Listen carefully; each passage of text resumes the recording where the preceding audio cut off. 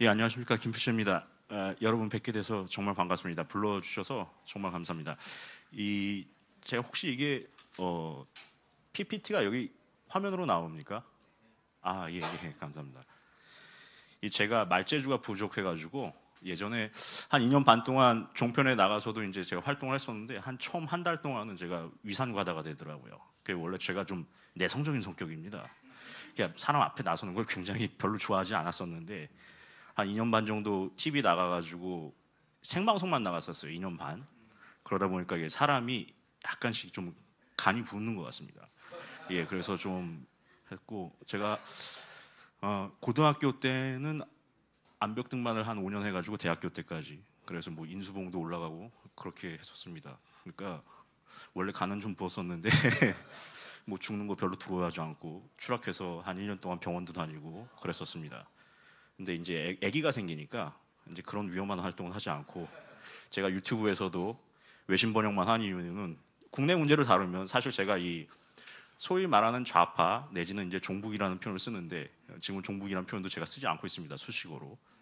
근데 하지 않는 이유가 국내 문제를 다루지 않는 이유가 제가 좌파 관련 책만 저희 조갑재 기자님 밑에서 이제 한 7권 썼었습니다. 안 쓰고 있는 거죠 지금 현재.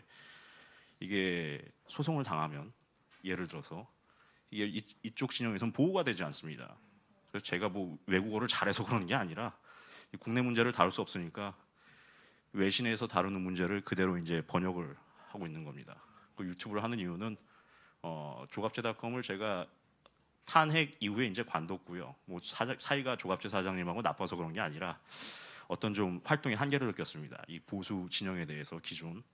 그래서 이제 관뒀고 그랬다 이제 잠시 일본 갔다가 다시 이제 돌아온 겁니다. 그래서 지금은 그야말로 저 혼자 생활을 하고 있습니다. 일본어 표현을 치면 이제 로닌이라고 그러죠. 이 떠돌이 사무라이. 예, 죽은 없이 떠도는 사무라이가 이제 됐고 영어로 치면 이제 프리랜서. 랜스가 원래 창을 얘기합니다. 중세 시대에 이제 그 장창을 들고 다니면서 용병으로 누가 죽여달라고 하면 죽이는 그런 프리랜서 생활을 이제 시작한 지가 한 이제 6개월 됐습니다. 근데 하나님께 감사드리고 제가 오히려 이렇게 돼서 하나님과 저와의 관계가 조금씩 돈독해지는 것 같아서 정말로 감사드리고 있고 이 위기가 오게 해주신 것에 대해서 저는 정말 감사해요. 이거는 제가 살아나갈 돌파구가 될 것 같습니다. 저는 끝까지 한번 싸워보려고 그래요. 제가 기자 생활을 15년을 했고 그 절반을 이 조갑재 기자님 밑에서 했는데 15년 해보니까는요 한번 끝을 보고 싶어요. 일본말로 곤조가 생깁니다. 근성이 생기는 거죠. 한번 끝까지 가보는 거예요. 그래서 여러분들 요새 세상 돌아가는 거 보시면 어떻습니까? 국내 국외 문제, 뭐 미국 정상회담도 그렇고 어제 선거도 그렇고 안 좋은 뉴스가 굉장히 많으실 겁니다. 여기 계신 분들이 이제 입장에서 봤을 때 안 좋은 뉴스고 저쪽 사람들은 굉장히 좋은 뉴스라고 생각을 하고 있죠. 이게 이제 끝이 아니라 시작이 되는 거라고 생각을 하시면 될 것 같습니다. 저는 이 싸움 잘 하면은요. 이게 뭐 방송에 나가는지는 잘 모르겠습니다만 유튜브에 예수님도 오실 거라고 생각하고 있어요. 전 개인적으로 이게 일종의 엔드 타임이 온 시기가 지금이 아닌가. 뭐 기자로서 이런 얘기 드리면 조금 그렇지만 제가 뭐 여러분들한테 솔직하게 말씀드리는 게 가장 여러분들한테 전달이 잘 될 것 같아서 드리는 얘기입니다. 제가 이 PPT를 준비를 하니까 한 3일 동안 준비를 해봤는데 45페이지 정도 나옵니다. 그래서 저한테 주어진 시간이 많지 않기 때문에 제가 빨리빨리 말씀을 드리겠습니다. 뭐 그렇게 어려운 얘기는 아닙니다. 제가 제목은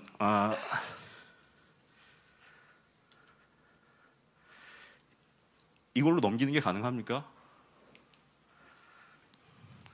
제가 거기 USB 꽂아가지고 이걸로 넘기게 좀 해주십시오. 예. 제목은 이제 북한과 중동국가 커넥션으로 했습니다. 근데 이 북한하고 중동국가 사이에 직접적인 커넥션이 있고 그 중간 사이에 매개체가 바로 중국 공산당이 있습니다.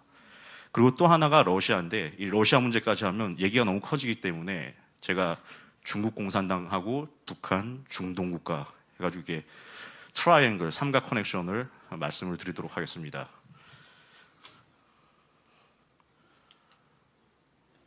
요거 다음으로 넘어가는 게 가능합니까?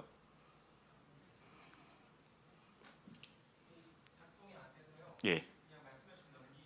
예, 그럼 제가 그냥 다음 이렇게 해드릴게요. 그러면요. 예. 그 다음으로 넘어가 주십시오. 이게 남북한 군사력을 보면은 이 군사력은 크게 대칭 전력과 비대칭 전력으로 나눕니다.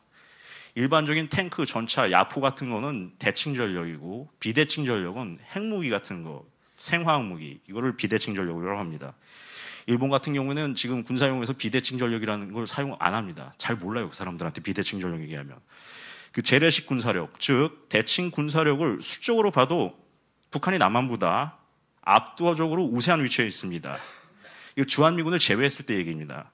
그 북한의 경우에는 그 여러분들도 잘 아시다시피 핵무기를 보유했기 때문에 이 비대칭 전력에서 남한보다 북한이 우세한 상황에 있고, 무기 자체로 봐도 남한이 북한보다 질적으로 앞선다는 주장은 어떻게 보면 비전문가들의 주장이라고 보시면 되겠습니다. 그리고 특수전 전력, 특수부대 전력을 보면 우리나라 특수전 전력이 3만 명밖에 안 됩니다. 북한의 경우에는 20만 명입니다. 엄청나게 많은 수준입니다. 20만 명은 웬만한 국가 일반 병사들 수준하고 비슷하다고 보시면 됩니다. 일본이 한 14만 명 정도 되니까요. 특수전 전력만 20만 명이면 세계 최다로 특수전 전력이 많은 국가가 바로 북한입니다. 과거에 이제 한국군의 그 조모 국방정보본부장이 국정감사에서 나와서 이런 얘기를 했습니다. 한미동맹이 합쳐서 북한과 싸우면 우리가 한미연합군이 북한을 이기는데 1대1로 남북한이 붙으면은 우리가 어렵다는 얘기를 했었습니다. 현역 군 전문가들이 이 같은 주장을 펼치는 이유는 아무리 우리 군의 장비가 우월하다고 하더라도 북한보다 지상전에서는 병력이 많은 쪽에 있습니다. 그리고 비대칭 전력으로 이미 북한이 핵무기를 가졌고 핵무기가 가장 센 수소폭탄을 보유했기 때문에 우리가 굉장히 대칭 전력과 비대칭 전력에서 주한미군을 제외하면 굉장히 열세에 있는 상황이라고 보시면 되겠습니다. 어떻게 보면 한국이 지금 살아있는 게 기적이 아닌가 생각됩니다. 다음으로 넘어가겠습니다.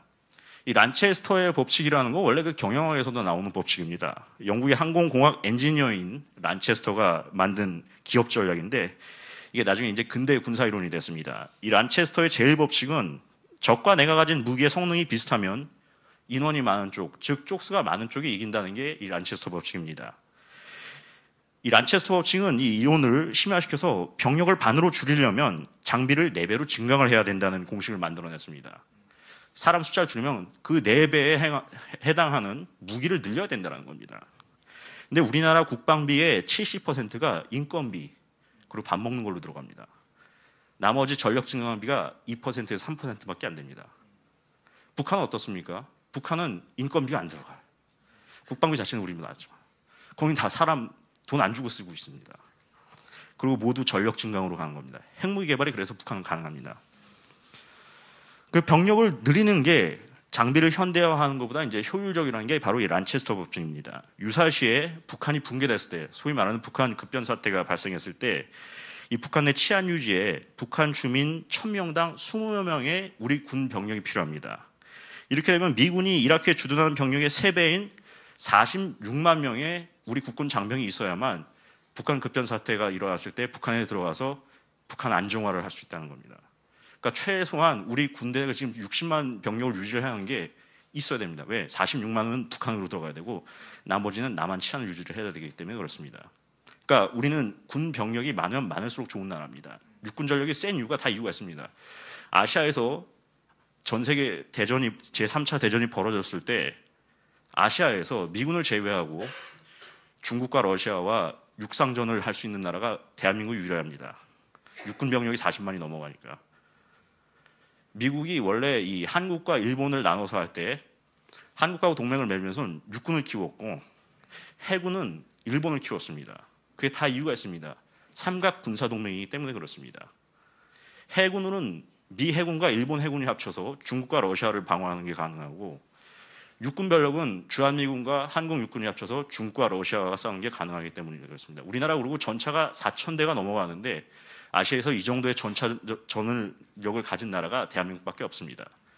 전차전을 할 수 있는 나라는 중국을 상대로 동부가 통틀어서 러시아를 제외하고 한국밖에 없습니다. 우리나라가 그런 나라입니다. 우리 10대 군사 강국입니다 지금. 근데 그 군대를 제대로 이끌려면 지도자가 똑똑해야 되는데 뭐 지도자에 대해서는 제가 따로 얘기를 하지 않겠습니다. 다음으로 넘어가겠습니다. 이 아시아 각국의 이 국방력 수치를 보면은 국방비 지출이 지금 전 세계적으로 5년 연속으로 계속 늘어나고 있습니다. 영국의 자료를 보면은 세계 국방비가 2017년 대비 올해까지 해가지고 3%씩 증가를 해가지고 전 세계 국방비가 지금 1조 6,700억 달러입니다. 그리고 미국과 중국이 그 경쟁에 영향을 받고 지정학적 안보 불안에 놓인 아시아가 국방부가 크게 늘어나고 있습니다. 이 압도적인 그 세계 최강 군사대국인 미국의 연간 국방비 지출이 2위에 해당되는 중국에 비해서 3배 정도 높습니다. 전 세계 국방비 다 합쳐봐야 미국 국방비에 안 됩니다. 미국 국방비가 전 세계 국방비의 한 51% 정도 됩니다. 이게 점점 더 늘어납니다. 그리고 여러분들한테 말씀드리고 싶은 게 이 미국 국방비가 재밌는 게 기존의 통계에 나오는 국방비 이외에 블랙 버짓이라고 해서 검은 예산이라고 있습니다. 이 검은 예산은 겉으로 드러나지 않는 예산입니다. 겉으로 드러나지 않는 예산이 뭐 일설에 의하면 일반 국방비보다 더 많다고 합니다. 그러니까 미국이란 나라는 이게 어마어마한 나라이기 때문에 전 세계가 다 합쳐서 미국을 상대로 전쟁한다. 미국이 100% 이깁니다. 지금 현재로서는. 중국하고 러시아가 아무리 까불어봐야 저기 보시면은 러시아하고 뭐 중국 다 합쳐봐야 미국 국방비 절반도 안 됩니다. 자, 그럼 북한을 보겠습니다. 북한 같은 경우는 매년 국가 예산의 한 15%가량을 국방비로 이제 책정을 한다고 발표를 하지만 전체 국방비가 어느 정도인지는 액수가 총액이 드러나 있지 않습니다. 비밀입니다. 발표는 안 합니다. 중국도 마찬가지입니다. 중국도 발표하는 국방비가 사실이 아닙니다. 전 세계에서 가장 많은 통계가 틀리는 나라가 바로 중국입니다. 중국은 통계 믿을 필요가 없습니다. 다 거짓말이니까. 이 미 국무부가 이제 북한 국방비에 대해서 이제 2016년도 세계 군비 지출 보고서 해가지고 이제 북한 국방비를 냈는데 2015년도 북한의 국방비가 최대 83억 달러. 그래서 저기 보시면 20위권에 해당되는 네덜란드 그 정도에 해당됩니다. 근데 이게 적은 양이 아닙니다. 아까도 말씀드렸다시피 북한은 인건비가 들어가지 않습니다.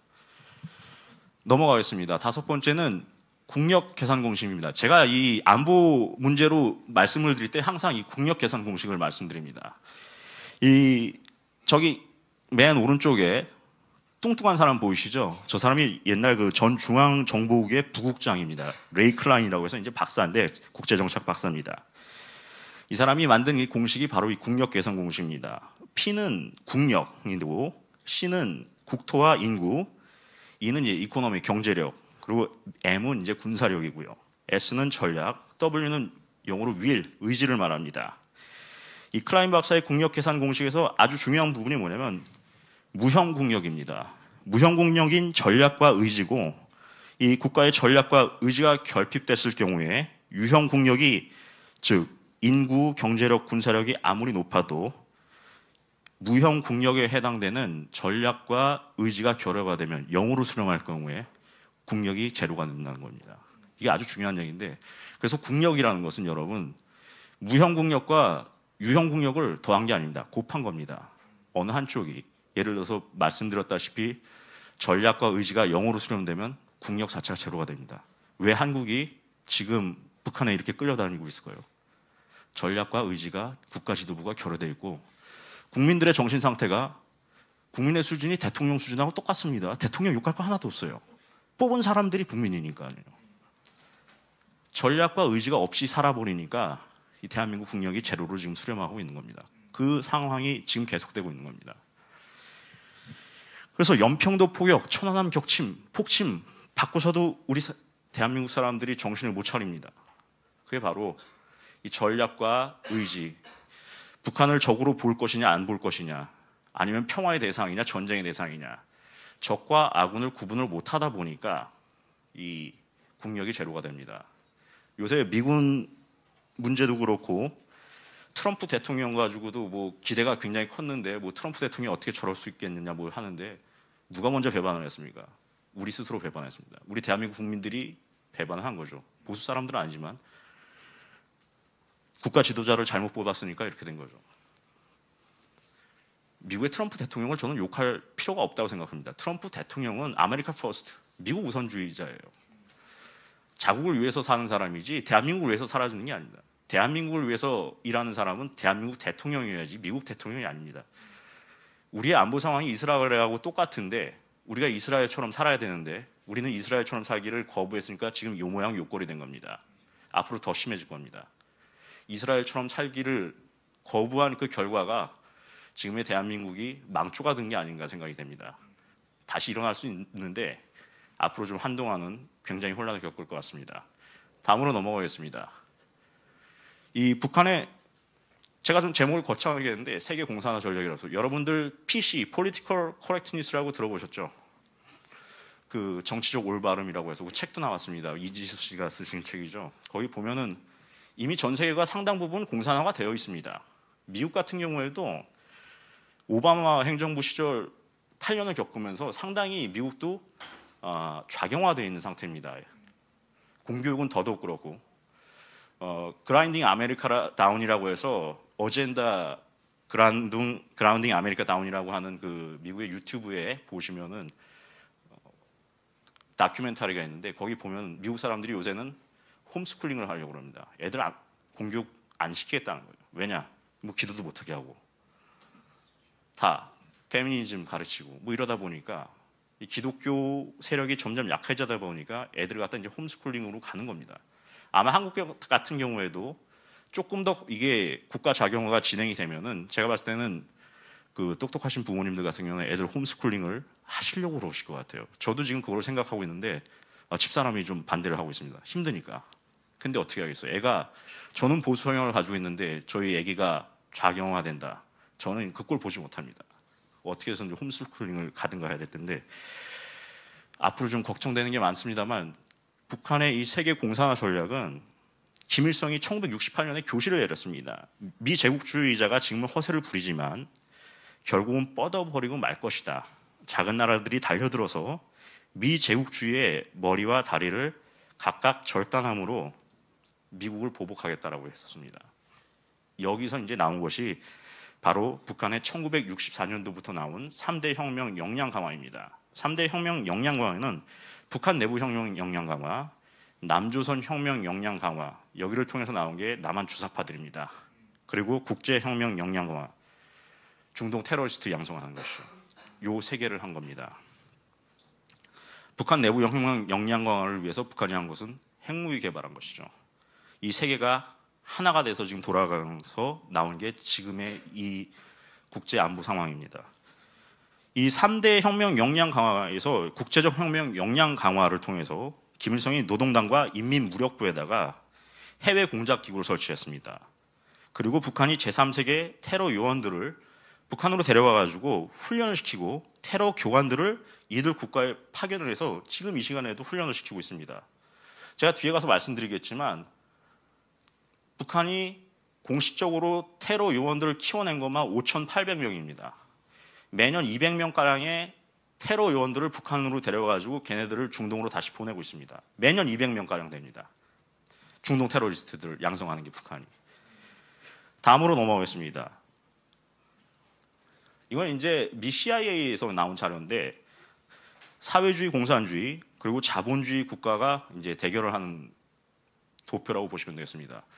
뭐 빨간색, 노란색 해가지고 저 색깔이 있는 부분, 회색을 제외한 모든 부분이 과거 또는 지금 공산주의를 경험했던 국가들입니다. 저기 보시면 중국하고 북한, 라오스, 베트남, 쿠바는 공식적으로 지금 현재도 공산주의를 표방하고 있고 자기들 스스로 공산국가라고 하는 국가들입니다. 아프리카가 좀 재미있는 게 저기 보면 공산국가 별로 없죠. 특히 남부, 사하라 이남 지역으로는 기독교 국가이기 때문입니다. 사하라 북부는 이슬람 국가입니다. 그래서 기독교 국가가 그나마 이 공산주의의 때가 덜 묻은 케이스라고 보시면 되겠습니다. 저기 보시면은 저기 색깔이 있는 국가들이 중국하고 상해 협력 기구를 하는 국가들인데 제가 뒤에서 설명을 해드리도록 하겠습니다. 넘어가겠습니다. 이 북한의 배후 세력이 중국이고 그 중국의 대외 전략을 보면 바로 이 멀티폴라리즘이라고 해서 다극 체제입니다. 지금은 어떻습니까? 미국 유일의 단일 체제죠.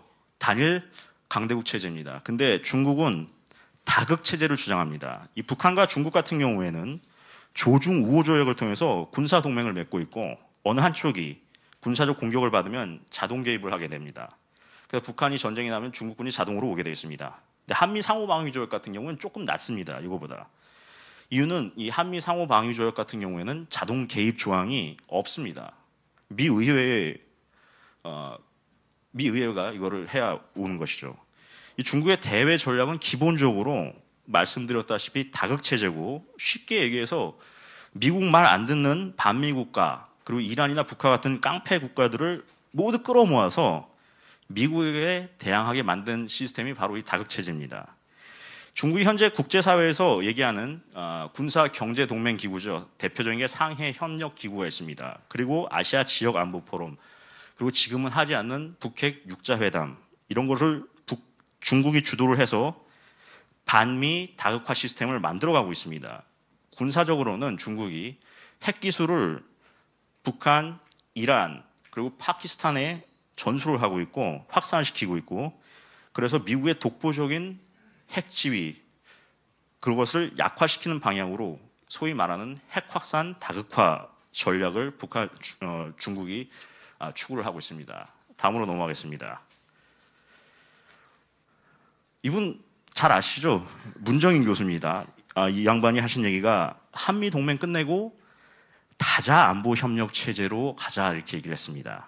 5월 달에 미국의 시사 잡지 아틀란틱하고 얘기를 하면서 단기 또는 중기적으로 한미 동맹에 의존하는 것은 불가피하지만 장기적으로 동맹이 아닌 다자 안보 협력 체제로 전환할 수 있기를 바란다, 이렇게 얘기했습니다. 제가 말씀드렸다시피 이 동북아 국가에서 다자 안보 협력, 다자주의를 얘기하는 게 중국이 유일합니다. 사실상 한미 동맹도 아니고 중국과의 동맹도 아니라고는 말씀을 하셨지만, 얘기를 했지만, 동북아에서 다자 안보를 주장하는 국가가 중국 공산당밖에 없기 때문에 이분이 하신 얘기는 중국의 논리를 어떻게 보면 그대로 반영한 거라고 할 수가 있겠습니다. 왜 밑도 끝도 없이 다자 안보 협력 체제를 얘기할까 하시는 분들이 많은데, 그 이유가 바로 그렇습니다. 중국 때문에 그렇습니다. 넘어가겠습니다. 제가 이게 지금까지 말씀드린 아까 공산주의 국가들 보셨죠? 상해협력기구하고 정확하게 일치합니다. 상해협력기구는 중국의 다극화 전략에 따라서 만들어진 대표적인 조직입니다. 상해협력기구는 중국하고 러시아가 2001년도에 미국 주도의 나토, 즉 북대서양 조약기구에 대항하는 조직으로 만든 반미, 반자유, 친공산주의 성향 국제조직입니다. 현재 중국하고 러시아, 카자흐스탄 등을 포함한 이 스탄 국가들, 그리고 이들 6개국이 정회원 국이고, 인도, 이란, 몽골, 파키스탄 4개국이 준회원국입니다. 그리고 옛날 러시아 공화국에 속했던 벨라루스, 스리랑카가 상해협력기구의 협력 파트너입니다.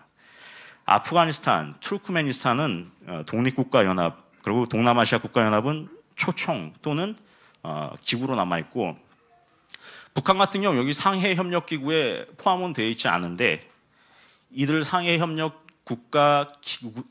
국가들과 굉장히 긴밀한 정치, 경제, 안보 관계를 맺고 있는 상태입니다. 나토에 대항하기 위해서 만든 조직인데 사실은 반미 국가들의 연합이라고 보시면 되겠습니다. 다음으로 넘어가겠습니다. 중국의 해양 전략입니다. 중국의 해양 전략은 이 중국이 1대1로라는 정책을 해가지고 육상 실크로드 해가지고 유럽까지 가는 것이 있고, 그리고 저기 보시면은 스트링 오브 펄이라고 해서 진주깨기 전략, 그래서 중동에서부터 남진아해까지 해가지고 진주깨기 전략이라는 전략을 구사하고 있습니다. 이 스리랑카 남부에 작은 항구 도시가 있는데, 스리랑카가 여기 있습니다.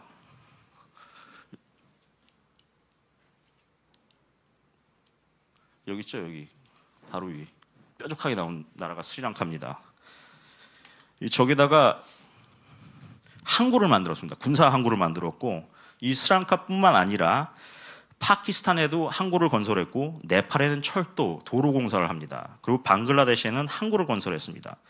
이런 식으로 해서 아프리카 동부까지 연결시켜가지고 항구를 만들고 도로 만들고 건설한 것이 바로 중국의 진주깨기 전략입니다.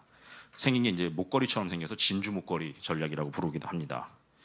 중국이 중동과 아프리카 등지로부터 원유를 원활히 수송하려는 전략적 접근이고, 중국이 이러한 석유 수송로를 지배를 하면 유사시 한반도에서 전쟁이 발발했을 때 한국과 일본으로 유입되는 원유를 차단하는 게 가능하다고 보기 때문에 이 전략을 구사하고 있습니다.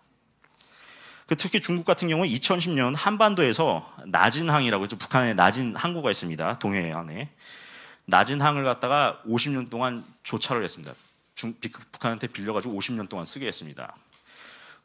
우리나라 공식 통계에는 나와 있지 않습니다만 과거에 80년대부터 북한이 동해안에 러시아 잠수함 기지도 만들어놨습니다. 러시아하고 같이 세워놓은. 그때 정치범 수용소에 있는 사람들 끌어다가 동해안에 그 기지를 만들어서 3,000명이 죽은 것으로 나와 있습니다.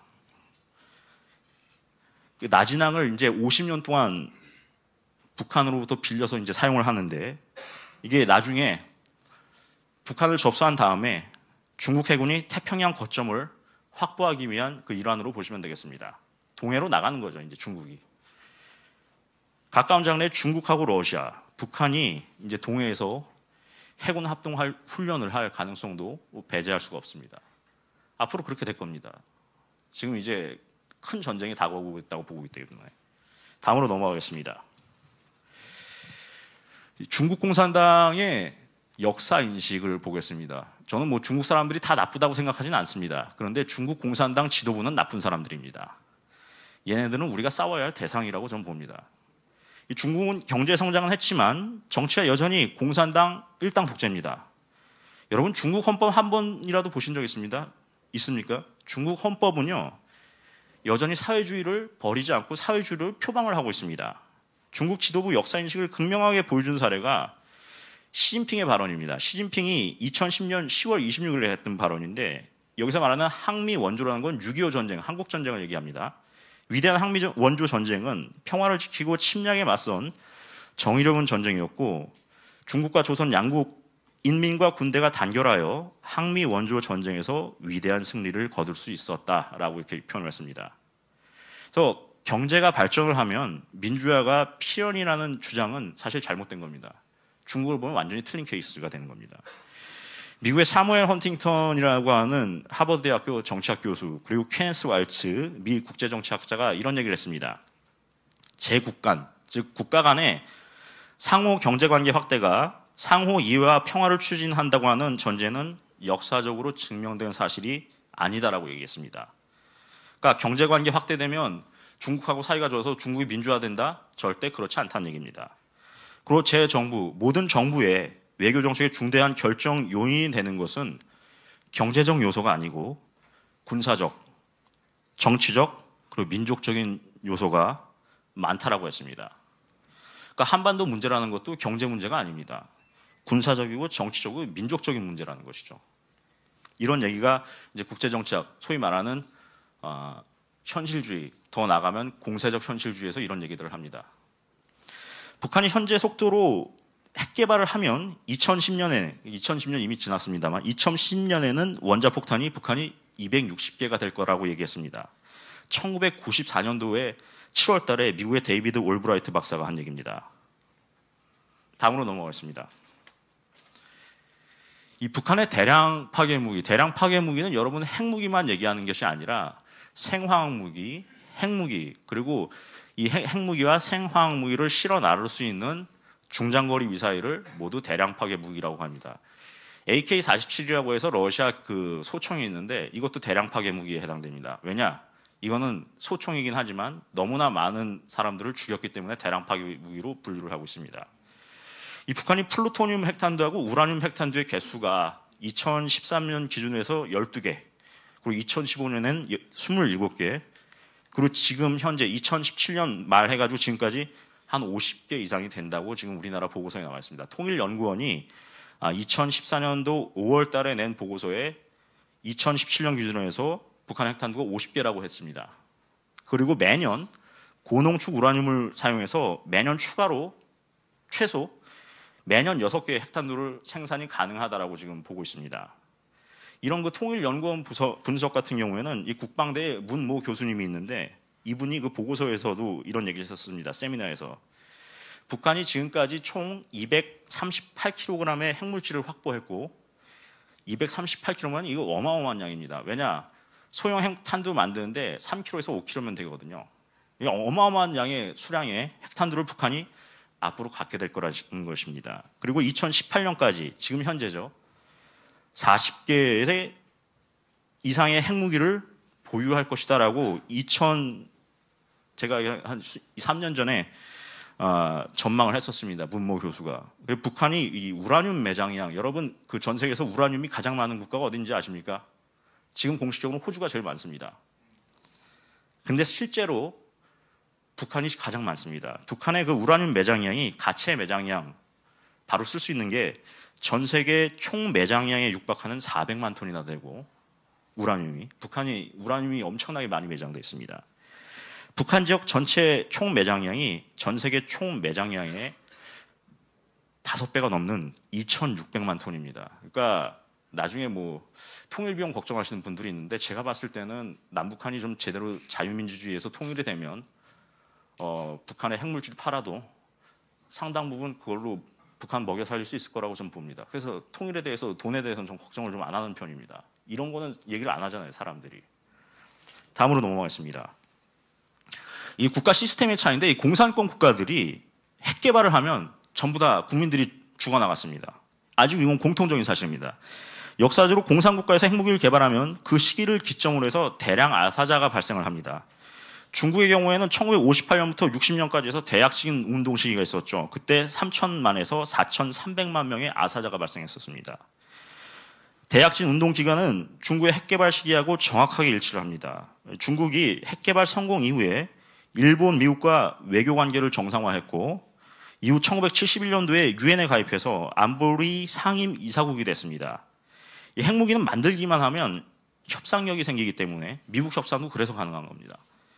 만사 형통의 무기라는 얘기까지 합니다. 핵을 보유한 국가는 특히 지금 북한이 핵을 보유했는데 북한이 지금 가고 있는 길이 과거 중국 공산당이 했던 거하고 똑같습니다.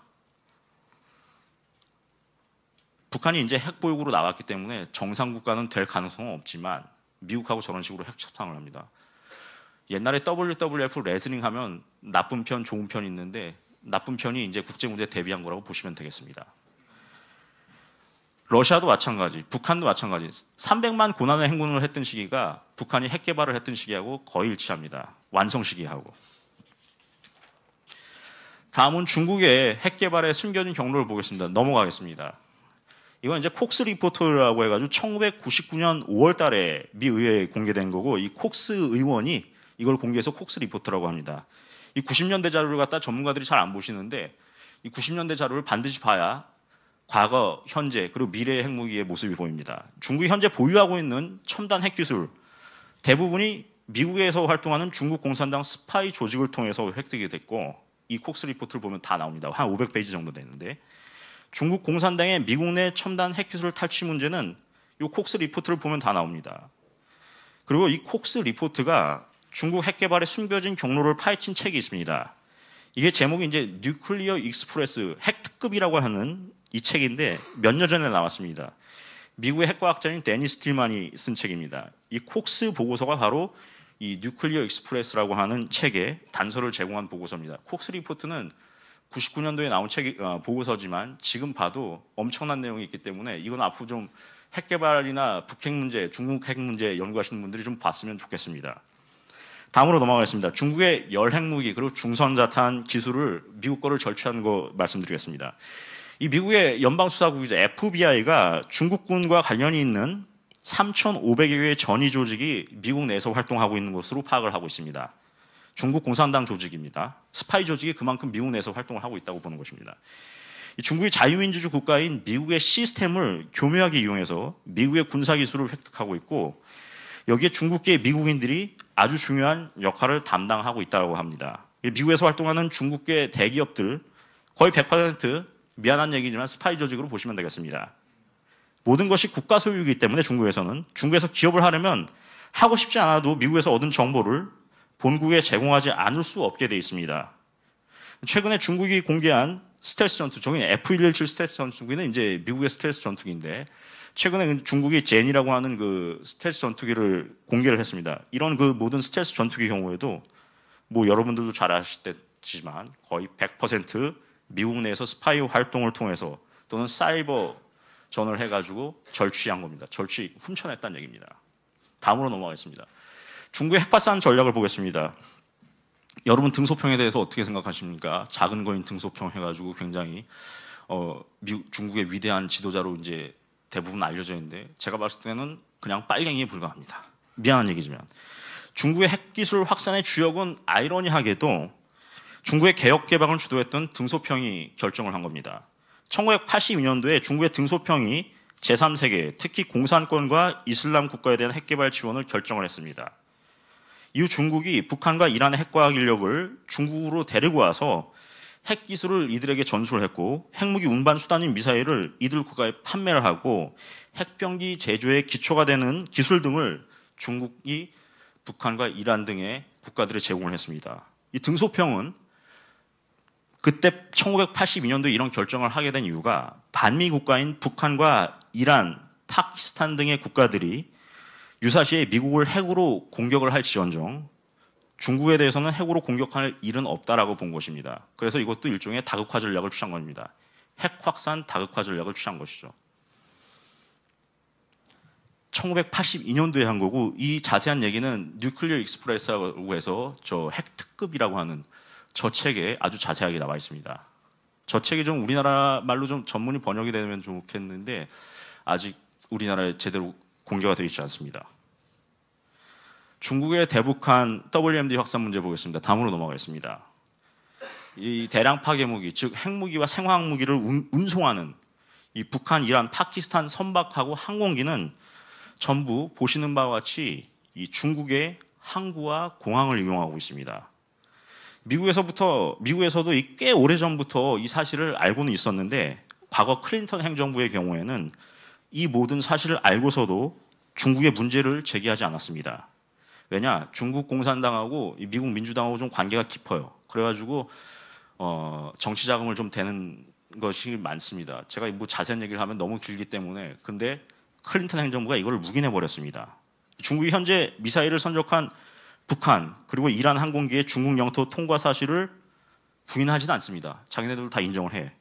근데 중국은 핵 확산을 금지하는 거의 모든 조약, NPT부터 해서 다 가입을 한 상태인데도 불구하고 이런 식의 핵 확산을 하고 있는 것입니다. 대량 파괴 무기를. 사실 북한의 대량 파괴 무기 수출 수입 경로를 보면은요. 중국과 러시아도 한 몸으로 돌아갑니다. 러시아 얘기를 하면 워낙 길어지니까 그 얘기는 여기서는 하지 않겠습니다. 오늘은 중국만 잡는 걸로 하겠습니다. 다음으로 넘어가겠습니다. 중국의 대북한 핵기술 이전 문제입니다. 등소평이 아까 말씀드린 것처럼 1982년도에 핵 확산을 하기로 결정을 했을 때 핵기술을 북한 등 공산권과 파키스탄 그리고 이란 등 무슬림 국가, 이슬람의 확산을 결정한 것은 제가 얘기해 드린 것처럼 1982년입니다. 그리고 최근 북한이 미국의 핵과학자 지그프리드 해커 박사한테 지하 핵시설을 공개를 했는데 이 지그프리드 해커 박사가 북한에서 본인이 답사를 하고 나와서 했던 얘기가 뭐냐? 지하 핵시설에 있는 거의 모든 기자재가 중국산이었다고 합니다. 사진에 보시면은요, 저 위에 있는 게 중국이 만든 핵무기고 사진 밑에 있는 게 팬맨이라고 해서 나가사키에 떨어뜨린 그 핵폭탄입니다. 색깔은 다른데 모양은 어떻습니까? 거의 유사합니다. 기술을 훔쳐서 그렇습니다. 다음으로 넘어가겠습니다.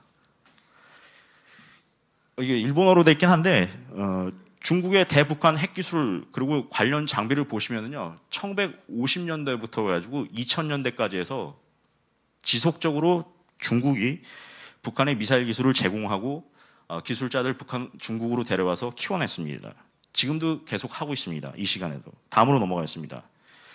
북한 미사일 보면은 그 여러 개가 아주 다종다양한 미사일들이 있는데 저거 다 중국이 북한에게 제공한 미사일 기술입니다. 그러니까 북한이 어느 날 갑자기 한 것이 아니라 기본적인 러시아 기술을 들여오고 중국 애들이 과학자, 기술자들을 키워낸 것입니다. 그래서 만들어 놓은 게 지금의 북한의 대륙간 탄도미사일입니다. CIA에서 최근에 보고서 냈었죠. 얘기도 했었습니다만 올해 2018년 3월이면 북한의 ICBM이 완성된다고 했습니다. 지금 3월달 벌써 넘어갔습니다. 이미 북한 ICBM 완성이 되는 상태라고 보시면 되겠습니다. 넘어가겠습니다.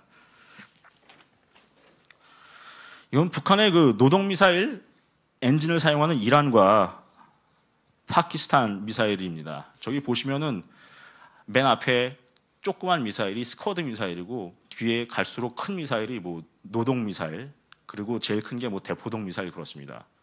근데 저 미사일을 보면은 이란도 그렇고 파키스탄도 그렇고 북한도 그렇고 이름만 다르지 다 똑같은 미사일입니다.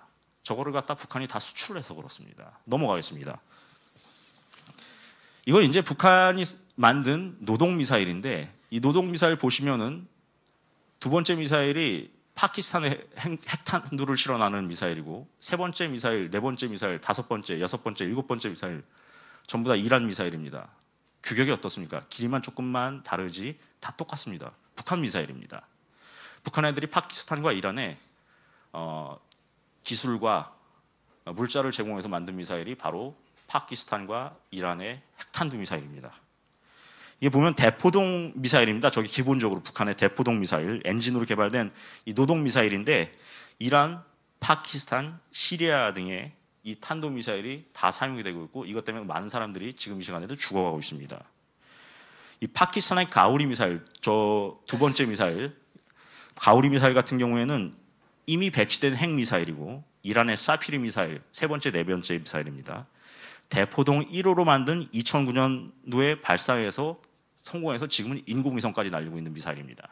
그러니까 북한의 미사일 기술이라는 게 우리보다 짧게는 7년, 길게는 12년 정도 북한이 우리보다 앞서 있습니다. 북한은 우습게 보면 절대 안 됩니다. 이 기본적으로 물리학 기술 같은 경우에는 우리보다 훨씬 발달해 있고 우리는 지금 대륙간 탄도미사일이죠. 이거를 1단 로켓을 지금 우리가 만들지 못하고 있습니다. 아직까지 만들고 있습니다. 연구 중에 있고 북한은 이미 대륙간 탄도미사일 완성한 상태입니다. 미사일 기술이 우리보다 짧게는 7년, 12년 정도 앞서 있는 게 북한의 미사일 기술이라고 보시면 되겠습니다. 다음으로 넘어가겠습니다. 북한 장거리 미사일 사정거리를 보면은 이게 CIA에서도 공개한 자료인데 유사시에 이미 지금 미국 주요 도시는 타격이 가능합니다. 다만 미국이 MD, 즉 미사일 방어 체제가 있어가지고 대륙 넘어오기 전에 미국이 막을 수는 있습니다만 문제는 기계라는 것도 항상 멀펑션, 즉 고장이 일으키기 때문에 저거를 갖다가 북한이 예를 들어서 대륙간 탄도미사일을 수십 발을 한꺼번에 발사했다. 이거 100% 못 막습니다. 미국으로서는 이게 좀 두렵죠. 왜냐?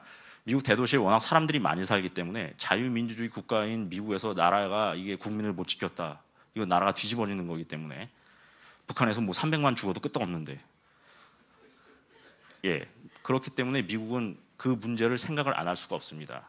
사실 북한이 이 대륙간 탄도미사일 기술이라는 거는 대륙간 탄도미사일 가지고 있는 나라가 북한, 중국, 미국, 러시아, 영국, 프랑스, 인도 그 정도입니다.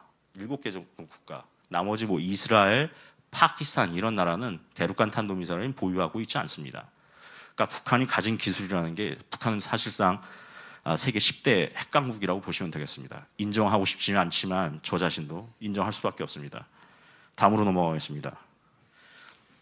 북한 장거리 미사일 사정거리 지금 말씀을 드렸고 세계 군사 균형을 깨트린 북한의 핵 능력입니다. 저기 보시면은 화성 13, 뭐 14 이렇게 해가지고 굉장히 큰 미사일들이 나옵니다. 저게 바로 대륙간 탄도 미사일입니다. 그리고 지금 사진에 보이는 거는 화성 13, 저게 14 화성 14하고 KN-14이라고 하는데 영어로는 저 미사일 같은 경우에는 ICBM 대륙간 탄도 미사일입니다. 사정거리가 9,000에서 12,000km까지 갑니다. 근데 되게 재밌는 게 저런 그 통계 자료 낼 때 말을 안 하는 게 대륙간 탄도 미사일의 워헤드라고 하죠. 탄두, 핵폭탄, 실제 핵폭탄은 500km를 기준으로 합니다. 근데 핵무기를 소형화했을 경우 250km짜리도 나올 수 있고 100km짜리도 나올 수 있고 더 작게 하면 50km도 나올 수 있죠. 그러니까 머리가 가벼우면 어떻게 되겠습니까? 미사일이 더 멀리 나갑니다. 사실상 8,000에서 12,000으로 보지만 탄두의 무게를 줄였을 때 저 미사일은 훨씬 더 멀리 나갑니다. 그러니까 저 미사일은 보시면은 여기 요거 사람 보이십니까? 여기 이 미사일이 얼마나 큰지 아시겠죠? 엄청나게 크고 이 TL이라고 하는 이 차체 미사일을 싣고 나는 차체는 중국산입니다. 러시아 그리고 이 미사일 기술 자체는 이거는 러시아 미사일하고 거의 동급이고 거의 비슷합니다. 러시아는 이거 인정 안 합니다. 왜냐? 과거에 그 러시아가 붕괴됐을 때, 구소련이 붕괴됐을 때 러시아 과학자들이, 일단의 과학자들이, 핵미사일 만드는 과학자들이 북한으로 들어가서 지금도 아마 만들고 있는 걸로 알고 있습니다. 그 뭐 제가 쓴 기사에도 나와 있으니까 나중에 참고를 하시면 될 것 같습니다. 미사일은 러시아제라고 보시면 되고 싣고 다니는 차체는 중국산이라고 보시면 되겠습니다. 북한 혼자 만든 게 절대 아닙니다. 다음으로 넘어가겠습니다. 북한 잠수함 발사 탄도미사일, 여러분 그 SLBM이라고 하죠. 잠수함 발사 탄도미사일을 SLBM이라고 하는데 유사시에 미사일을 잠수함에 집어넣어가지고 유사시에 잠수함에서 발사를 하는 미사일이 바로 이 SLBM이라고 합니다.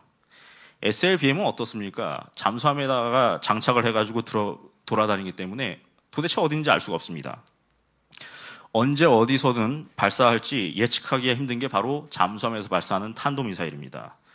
북한의 미사일은 기본적으로 전부 다 스쿼드 미사일부터 노동 미사일까지 해가지고 전부 다 구소련에서 만들었던 잠수함 발사 탄도미사일입니다. 이건 김정일이가 굉장히 똑똑하다는 것이죠. 잠수함까지 넣을 거를 미리 생각을 하고서 북한이 미사일을 지금까지 만들어 온 겁니다. 잠수함에 실어서 적진 바로 앞까지 접근해서 유사시에 타격을 가하기 때문에 굉장히 위협적입니다. 그래서 SLBM은 잠수함이라는 발사대 자체가 표적을 향해 움직이기 때문에 미사일의 사정거리, 미사일이 날아가는 거리가 길지 않아도 멀리 떨어진 목표를 공격하는 게 가능합니다. 그래서 한국에서 이 북한의 미사일을 막으려고 만든 게 바로 KAMD라고 해서 한국형 미사일 방어 체제입니다. 이 한국형 미사일 방어 체제를 모두 다 합쳐서 킬체인이라고 하는데 모두 북한의 이 잠수함에서 발사하는 미사일, 즉 잠수함 발사 탄도미사일 SLBM에 대해서는 무방비 상태입니다. 어디든지 찾지 못하니까요. 지금 우리도 이 잠수함을 찾는 기술이 미국이나 일본에 뒤지고 있고 천안 폭침 같은 경우에도 서해안에 잠수함 돌아다니는데 바로 앞에까지 왔는데도 못 찾은 거 아니겠습니까? 그리고 북한은 잠수함을 만들어가지고 이란에 또 팔고 있습니다. 이란에서 사용하는 그 잠수함이 가디르라고 하는 잠수함인데 북한의 잠수함하고 똑같습니다. 북한이 여러 대를 갖다가 이란에 팔아먹었습니다. 다음으로 넘어가겠습니다. 여러분 EMP 무기라고 들어보셨습니까? EMP 무기는 제가 12년 전에 미래한국에 있을 때 이제 제가 다뤘었던 무기인데 EMP 무기는 전자기 펄스, 일렉트로닉 마그네틱 펄스라고 해서 일렉트론 마그네틱 펄스, 즉 전자기 펄스를 발생을 시켜가지고 사람은 죽지 않습니다. 그런데 이 EMP 무기가 터지면, 상공에서 터지면 전자장비를 무력화를 합니다. 그래서 EMP 폭탄이 터지면 우리가 사용하는 텔레비전, 핸드폰, 형광등, 자동차, 컴퓨터, 휴대전화 등 모든 전자기기가 먹통이 돼버립니다. 북한이 이 EMP 무기를 아주 오래전부터 쿠바에서 만들고 있습니다. 쿠바의 그 일간지 영자지에 나왔던 내용인데 북한이 중국 과학자들, 러시아 과학자들과 함께 EMP 무기 중에서도 굉장히 큰 슈퍼 EMP를 만들고 있다. 왜냐? 유사시에 미국에서 터뜨리려고 만든 겁니다. 쿠바에서 만드는 이유가 바로 그렇습니다. 미국의 뒷마당에서 만드는 겁니다. 지금 우리도 그 EMP 무기를 개발을 거의 완성을 한 걸로 알고 있고 우리나라도. 그런데 북한이 우리보다 이게 앞서 있습니다. 핵무기 개발을 우리보다 굉장히 앞서서 있기 때문에. 우리도 원래 그 50년대부터 그 핵을 개발을 해왔습니다. 근데 이건 다 우리가 사용하는 전기를 사용하기 위해서 원자력 발전을 하는데 사용한 거죠. 평화적 핵이용을 우리는 한 것이고 거의 비슷한 시기에. 북한은 유교가 끝난 다음부터 해가지고 핵무기 만드는데 전력을 해왔습니다. 원래 CIA 자료 보면은 1980년대 이전에 이미 상당 수준으로 북한의 핵무기가 거의 완성 수준에 와 있었다고 봤었습니다. 이런 자료들이 제대로 공유가 안 되고 있습니다. 그 북한 핵무기 만든 게 거의 반세기가 넘습니다, 여러분.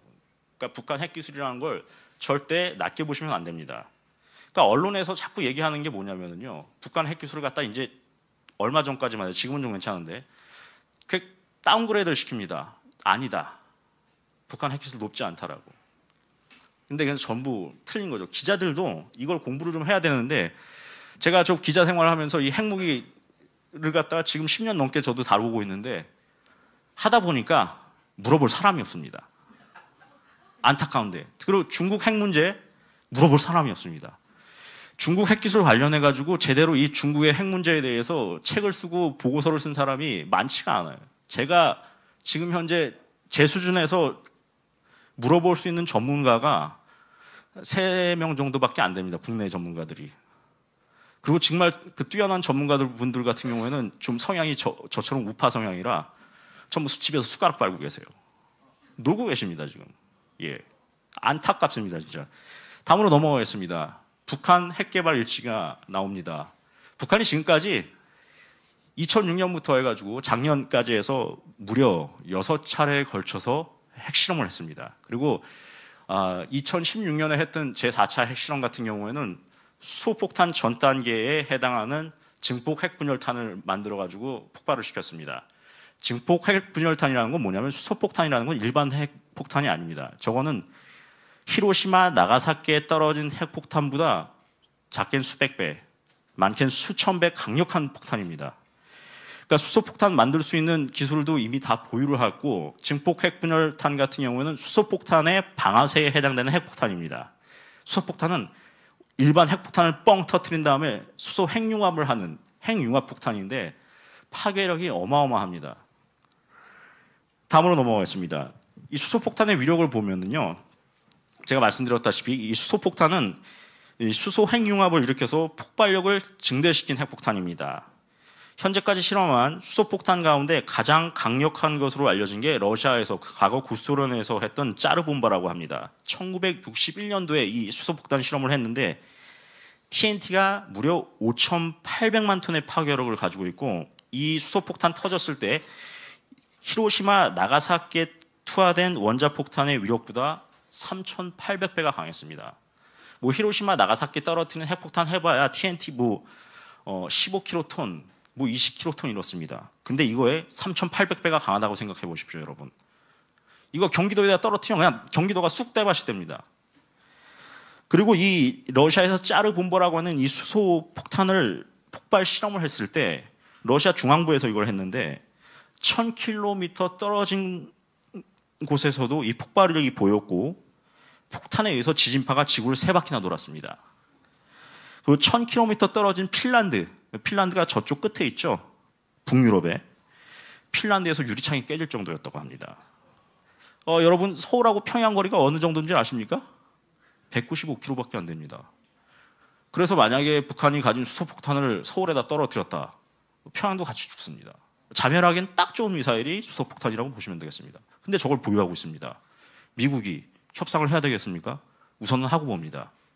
수소폭탄은 그렇게 무서운 폭탄입니다. 넘어가겠습니다. 이 중국과 러시아를 중심으로 한 핵무기 확산 루트입니다. 저기 보시면 빨간색으로 맨 위에 러시아가 있고요. 그 다음에 중국이 나옵니다. 러시아가 이란하고 파키스탄의 핵무기를 기술을 전수를 했고 중국은 PR 차이나라고 되는 중국 공산당이 이란과 북한 그리고 파키스탄의 핵기술을 전수를 했습니다.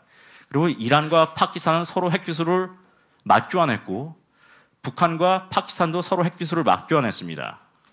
그 other countries라고 나오는 거는 저기에는 나와 있지 않지만 대표적인 국가가 독일입니다. 독일이 이란에다가 핵기술을 엄청 많이 제공을 했습니다. 이건 제대로 알려져 있지 않은 얘기인데 제가 지금 독일이 좀 문제가 많은 국가인데 독일에 대해서는 나중에 제가 좀 보고서를 따로 제가 정리를 하려고 합니다. 넘어가겠습니다. 1974년도 이후에 북한을 중심으로 한 탄도미사일 확산 루트입니다. 이게 그 미국 CIA 자료입니다. 여기 보시면은 북한을 중심으로 한 소위 말하면 엑시스 오브 이블이죠. 이게 진짜. 위로 리비아한테도 미사일 기술 전달하고 이란하고 북한이 기술을 전달했고 보시면 오른쪽으로 파키스탄도 나오고 이집트한테도 미사일 기술을 전달했습니다. 그리고 시리아 같은 경우에도 미사일 기술을 서로 맞교환을 했고 이라크한테는 이라크가 그 걸프전 때 사용했던 미사일은 전부 다 북한 미사일입니다. 그러니까 북한을 중심으로 해가지고 이란, 리비아, 이집트, 파키스탄, 이라크, 시리아가 전부 북한 미사일을 사용했거나 북한의 기술을 사용한 겁니다. 미사일과 관련해서.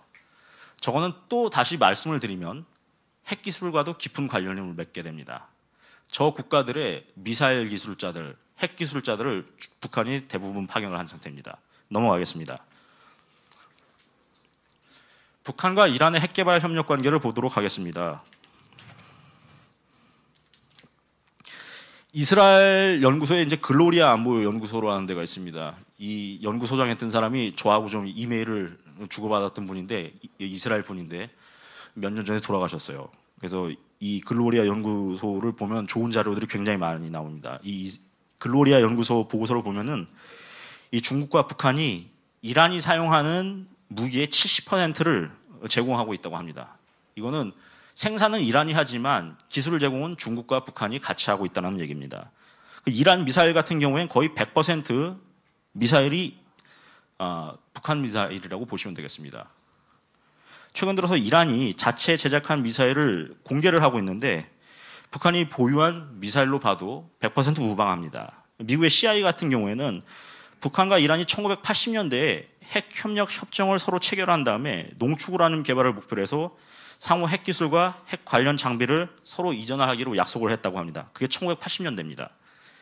현재 이란 국방부 같은 경우에는 수도 테헤란 부근에 코질이라는 곳에 있는데 이 지하에 비밀 기지를 만들어가지고 중거리 탄도 미사일에 탑재가 가능한 핵탄두 개발 계획을 지금 오랜 동안의 시기에 걸쳐서 진행을 중이고, 이 문제의 미사일은 추측컨대 북한의 그 잠수함 발사 탄도 미사일이라고 해서 북극성이라는 게 있습니다. 얼마 전에 이게 더 공개가 돼서 실험에도 성공했는데 R-27이라고 하는 러시아 미사일과 똑같고, 이 미사일을 북한에서는 북극성이라고 부르고 있습니다. 이 미사일을 북한이 이란한테 제공한 걸로 나옵니다.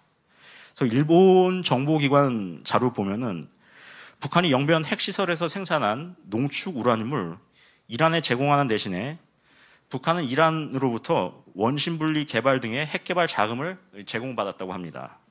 그래서 이게 비밀 합의를 맺었는데 2011년도 일본의 그 산케이 신문에도 이 내용이 나왔습니다. 그래서 보면 핵 개발 자금을 제공한 게 2008년도부터 2010년 8, 9, 13년 동안에 20억 달러에 해당된다고 합니다. 뭐 김대중 대통령 때 뭐 간 8억 불? 이거 애들 장난입니다. 이란이 북한에 제공한 것만 2008년부터 2010년까지 20억 달러라고 일본 언론에 보도가 됐었습니다. 그리고 이란의 경우에 자국의 핵시설 굉장히 많죠. 저기 보시면은 이란에 이스라엘 등으로부터 폭격 또는 사이버 공격 등으로 사용 불능이 됐을 때 북핵 시설이 이란의 대체 시설이 된다고 서로 비밀 합의로 맺은 것으로 알려져 있습니다. 그러니까 북한하고 이란은 그래서 대량 파괴 무기와 관련해서 핵 문제와 관련해서는 핵 쌍둥이라고 보시면 되겠습니다. 똑같습니다. 두 인간들이.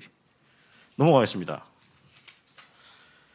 북한의 중동 지하 땅굴 커넥션, 뭐 휴전선 일대에 뭐 땅굴이 많이 있습니다. 6.25 때 뭐 중공군이 만든 것도 있고 북한군이 만든 것도 있고, 땅굴 만드는 데는 하여튼 공산주의자들이 최고입니다. 이게 지하에서 살던 인간들이라서 그런지 모르겠습니다만 북한이 현재 6천 명의 북한 기술 인력을 중동에 파견을 하고 있습니다.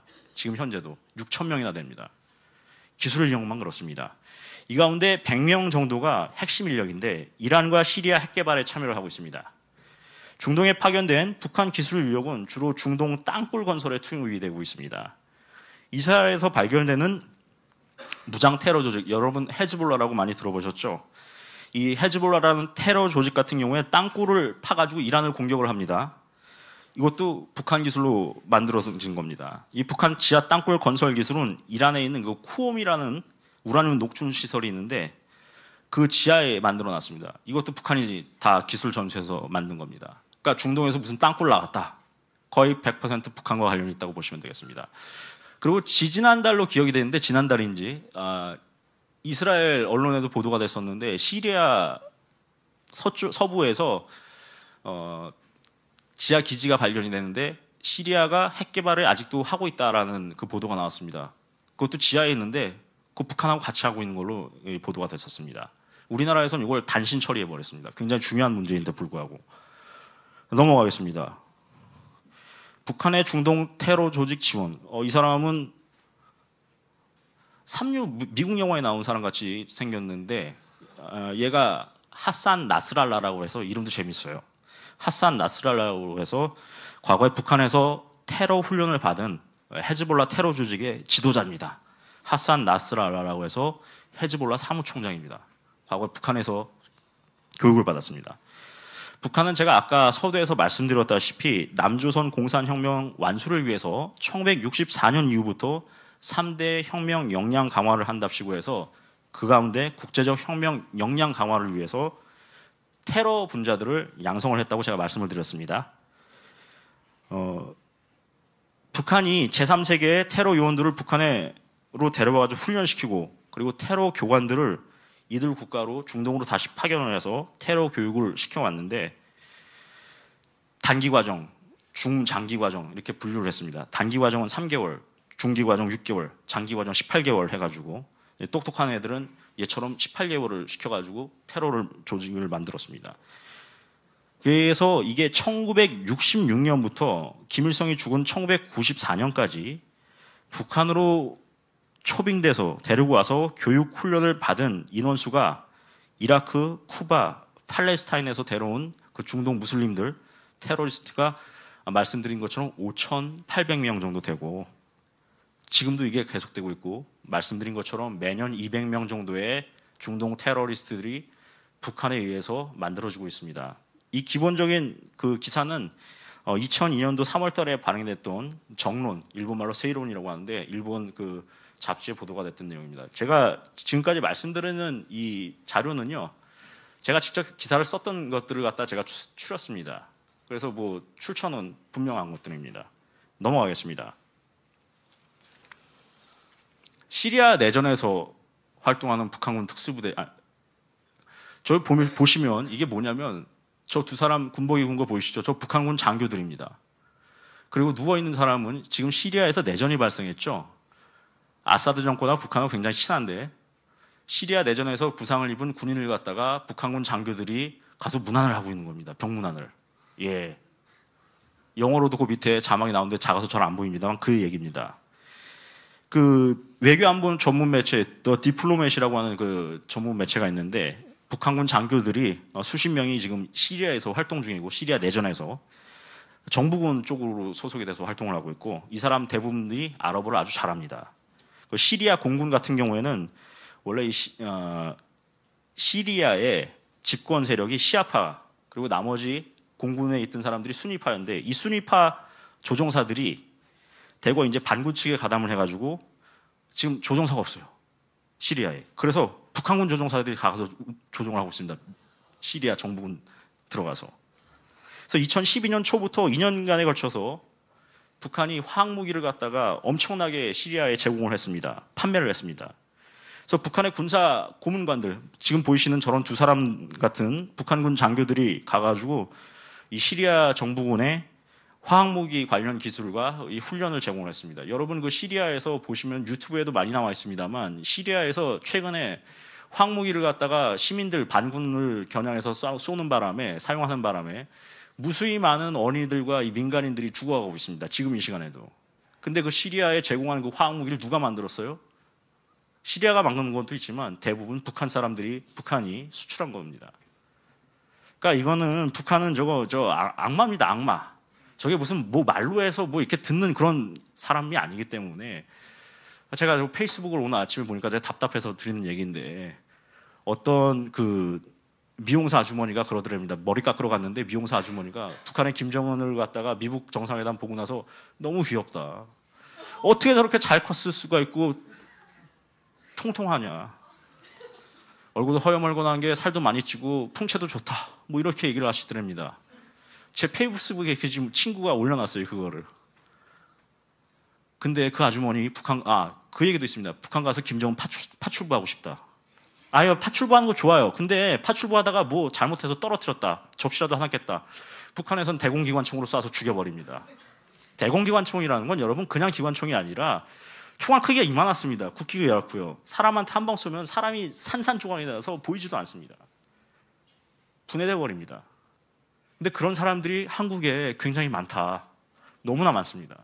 이게 지금 우리가 정신 차려야 됩니다.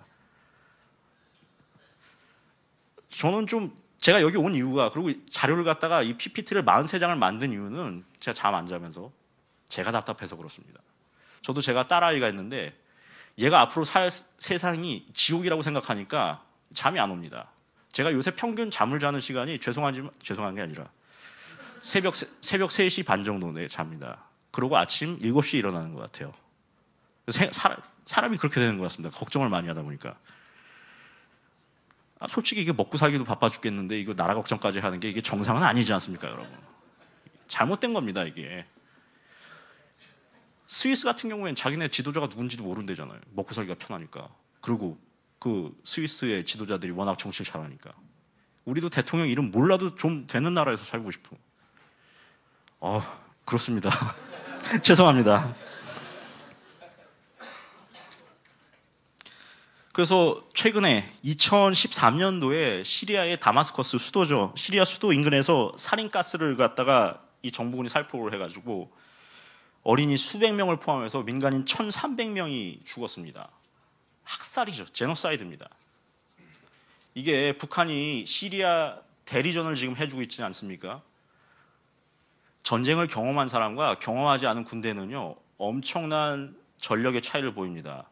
제가 미군 부대에서 근무를 할 때 카투사로 미군들이 저희한테 가르쳐준 게 뭐냐, 실전 경험이 있는 군인과 실전 경험이 없는 군인의 전력 차이는 10배가량 된다고 합니다. 왜냐, 전쟁 나잖아요. 그러면 사람들이 무섭기 때문에 조준사격 안 하고 위로 쏴버립니다.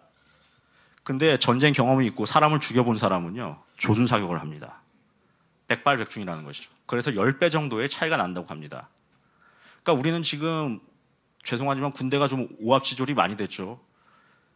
전방에 가 있는 애들 문제 많은 애들도 굉장히 많습니다. 저는 우리나라 군대 사랑합니다만 자꾸 군대 저렇게 줄여버리고 사람 숫자도 줄여버리고 군대 훈련 이제는 휴대전화도 이제 다 앞으로 사용하게 될 겁니다. 지금은 사용 안 하는지 어쩐지 모르겠습니다만 그게 무슨 군대입니까?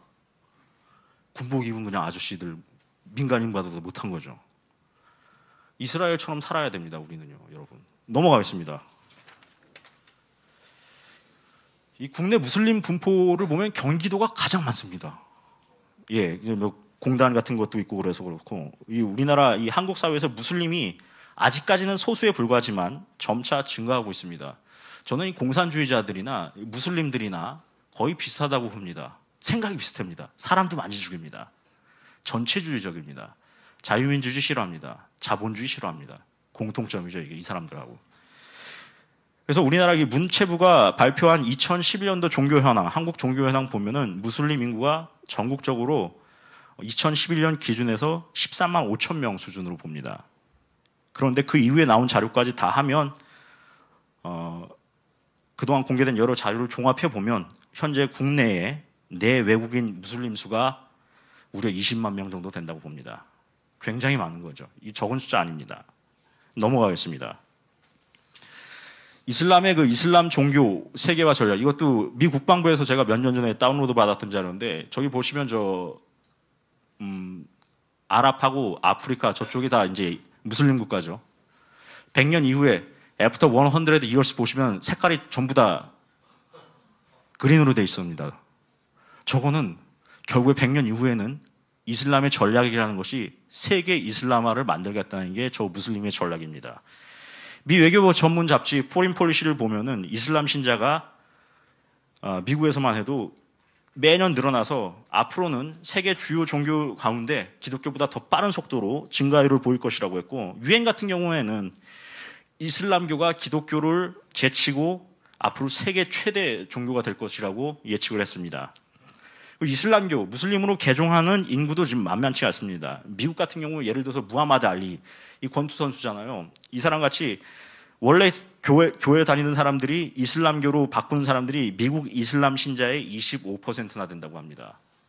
한국도 요거 이슬람 사람하고 요새 결혼하는 분들이 많습니다. 다문화 이렇게 얘기를 하면서. 미국 같은 경우에도 막대한 이슬람 이민이 미국에 유입이 되고 있습니다. 지금 전체적으로 한 600만 정도로 보고 있고, 1961년도 이후에 매년 미국으로 들어오는 이슬람 무슬림 숫자가 10만 명이 유입이 되고 있다고 합니다. 어마어마하게 많습니다. 그리고 이슬람 여기는 산하 제한이 없습니다. 애를 지금 그야말로 무수히 많이 낳죠. 여러분들 잘 아시다시피 부모가 무슬림인 자녀들은 모두 자동적으로 무슬림이 됩니다. 이들이 성장해서도 종교를 선택을 할 수가 없습니다. 지금 유럽 같은 경우에는 지금 무슬림들이 워낙 많이 가가지고 앞으로 10년, 20년 지나면 저는 제가 봤을 때 여러 보고서도 나오지만 유럽은 무슬림화 된다고 봅니다. 우리 기독교가 지금 사방팔방으로부터 공격을 받고 있습니다. 전 세계에서 가장 탄압받는 종교가 어디겠습니까, 여러분? 잘 아시죠? 기독교입니다. 중동에서도 과거에 많은 수의 기독교들이 있었는데 지금 그 씨가 다 말려 죽어가고 있습니다. 중동에서 가장 탄압받는 종교는 바로 기독교입니다. 그러니까 기독교가 지금 엄청나게 탄압을 받고 있기 때문에 이 우리나라가 미국하고 힘을 합쳐서 다시 복음이 서진하는 수밖에 없습니다. 저는 그렇게 생각합니다.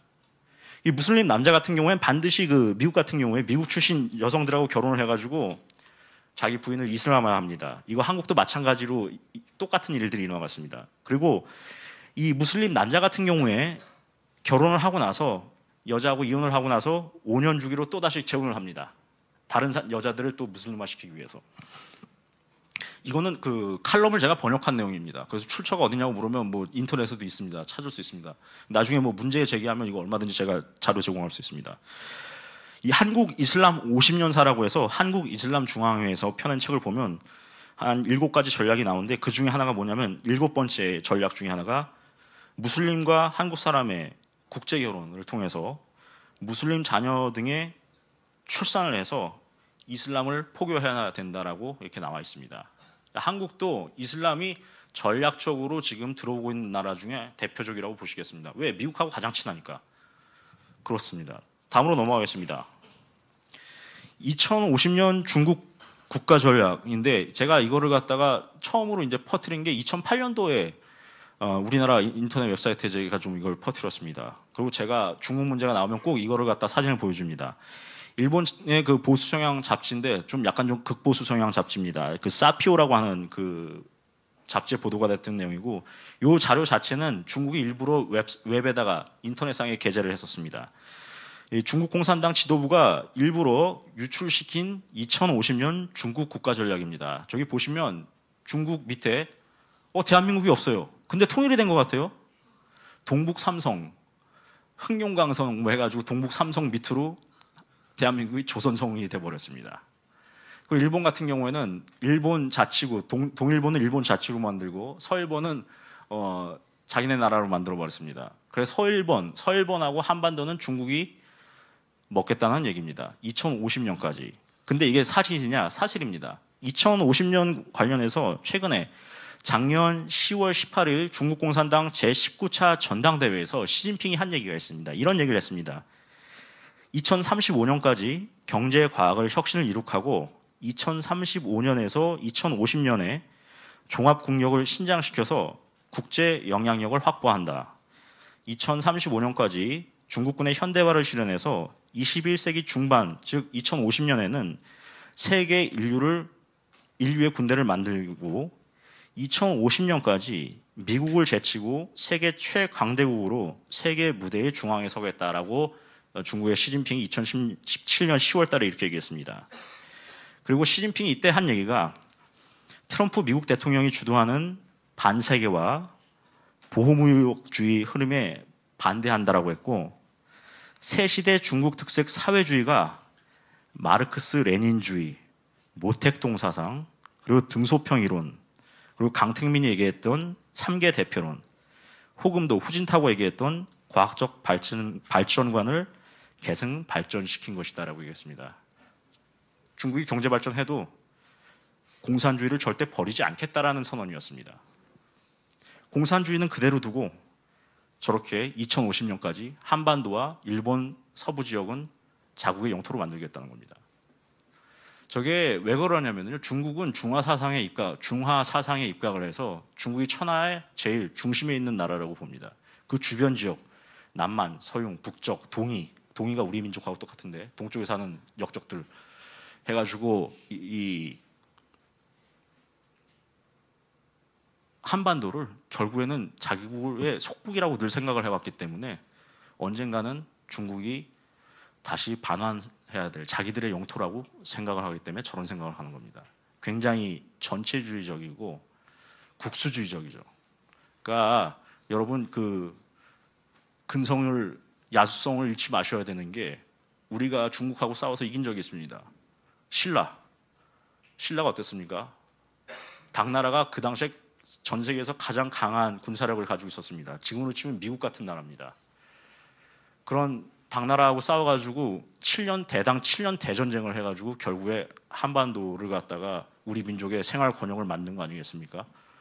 고구려는 그냥 다 망해버리고 백제도 망해버렸는데 결국에는 외교를 잘해가지고 국민들이 일치 단결해가지고 대당 7년 전쟁을 했던 그런 DNA가 우리 민족에게 전 있다고 생각합니다. 저도 그렇고 여러분도 그렇고. 그렇기 때문에 우리가 우리 자녀들이 중국어를 쓰는 그런 일이 없어야겠죠. 중국어를 배우는 건 좋습니다. 그러나 우리 자녀들이 중국어를 쓰고 중국 사람이 돼서 조선족이 되는 건 저는 절대 바라지 않습니다. 뭐 해외로 가시는 거 좋습니다. 그러나 도망을 가더라도 거기서 독립운동 하시는 게 그런 생각을 가지고 살아셔야 된다고 생각합니다. 저는 한번 갔다 온 케이스긴 합니다만 이승만이 나중에 제가 뒤에서 말씀드릴 겁니다. 그런 얘기를 하셨습니다.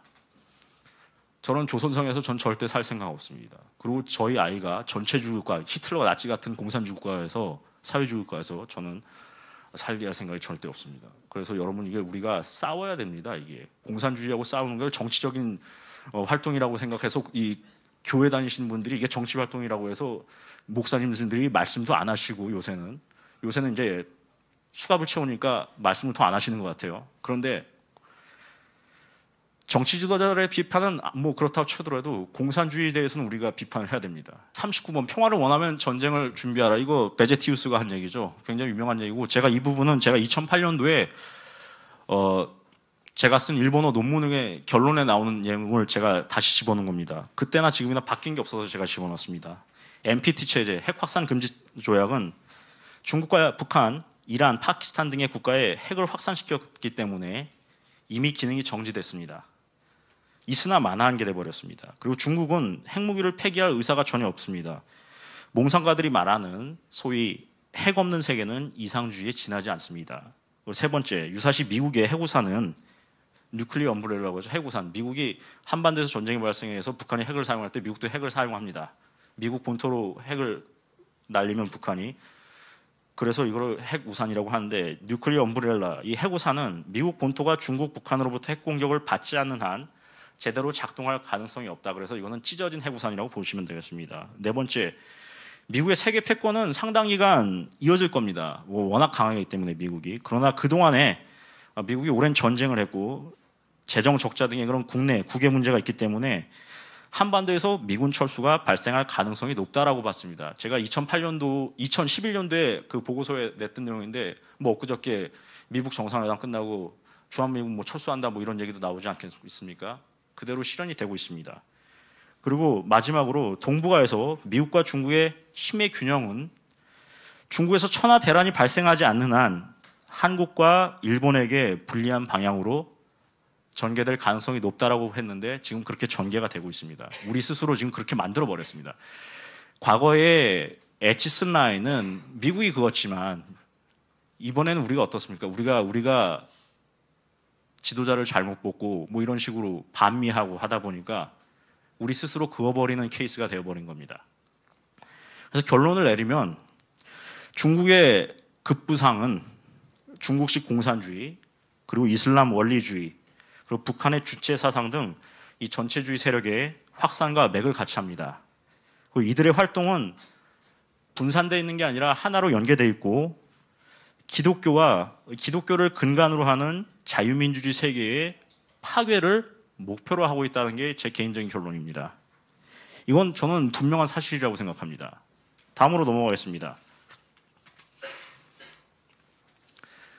이승만 대통령이 우리 한민족에 남긴 6개의 계명이 있습니다. 그건 뒤에서 말씀을 드리고 이승만 대통령이 이런 얘기를 했습니다. 1904년도에 여러분들도 잘 아시는 독립정신에 이승만 대통령이 하신 얘기입니다. 나라를 해치는 자만이 나의 원수가 아니다. 나라를 구할 수 없다고 포기한 자 또한 나의 원수다. 내 마음속에 나라를 구하는 것을 기피할 생각이 조금이라도 있다면 내 마음 또한 나의 원수라고 얘기를 했었습니다. 그리고 마찬가지로 나라에 해가 되는 일이 일어나도 막지 못해서 나라가 어려움에 빠졌고 나라의 어려움이 나에게 해를 미치고 있으니 나를 해롭게 하는 마음이 어찌 나의 원수가 아니겠는가 했습니다. 지금 우리 현재 느끼고 있는 그 감정 그대로 이승만 대통령께서 1904년도에 독립정신을 쓰시면서 이 얘기를 하셨습니다. 그러니까 나라를 해치겠다, 해를 끼치는 그 마음조차 나의 원수라고 이승만 대통령이 얘기했습니다. 이건 마치 성경에 나온 얘기 같지 않습니까, 여러분? 물론 기독교인이니까 그런 말씀을 하셨겠죠. 다음으로 넘어가겠습니다. 이승만 대통령이 후손들에게 남긴 6가지 금원, 이거는 물론 이승만 대통령의 독립정신에 나온 얘기입니다. 첫째는 통상을 해야 한다. 외국과 교류하는 것은 부국의 방법이라고 했습니다. 두 번째는 신학문을 익혀야 한다. 신문물이 본인과 국가 발전의 근본이라고 했습니다. 이승만 대통령이 제가 첨언을 드리면 독립정신에서 외국에 나가서 공부를 하더라도 거기서 배운 기술을 갖다가 거기서만 쓰지 말고 지 혼자 잘 먹고 잘 살지 말고 고국으로 돌아와서 사용하라고 했습니다. 이스라엘 민족들 어떻습니까? 6.1 전쟁, 중동 전쟁이 났을 때 미국에서 사는 이스라엘 사람들이 전부 중동에 가서 참전을 하지 않았습니까?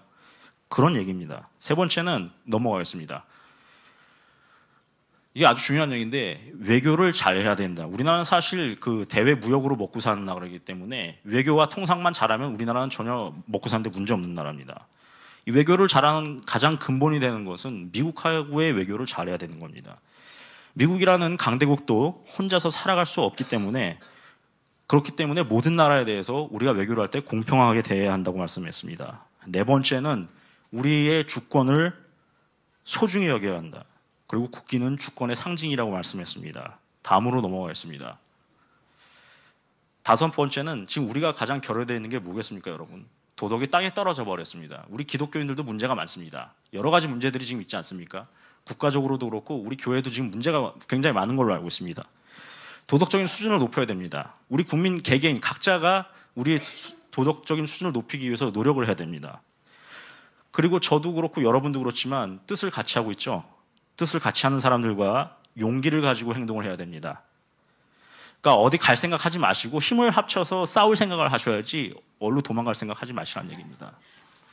지금 페이스북 보면 뭐 해외로 나가겠다는 사람들 굉장히 많습니다. 나가서 뭐 하시게요? 저도 타지 생활 해봤지만 외국 생활 쉽지 않습니다. 그리고 영어나 일본어 잘 안 되면 더 어렵습니다. 제가 군대를 미국 군대에 나왔는데 미군 주한미군에서 같이 근무했는데 영어로 F로 시작하는 단어 있지 않습니까? 그거를 한국말 욕을 듣는 것과 영어로 욕을 듣는 게 기분이 한 10배 정도 나쁜 것 같아요. 예, 그렇습니다. 여섯 번째, 제가 이거 가장 중요한 건데 그래서 여섯 번째에 넣었습니다. 이승만 대통령 그 돌아가시기 전에 사진이죠. 하와이에 계실 때 프란체스카 여사하고 찍은 사진입니다만 가장 중요한 얘기가 이거 같습니다. 자유를 존중하고 목숨을 걸고 지켜야 된다고 그랬습니다. 여러분, 자유라는 것은 잘 아시겠지만 우리가 숨쉬는 공기와도 같아서 보이지가 않습니다.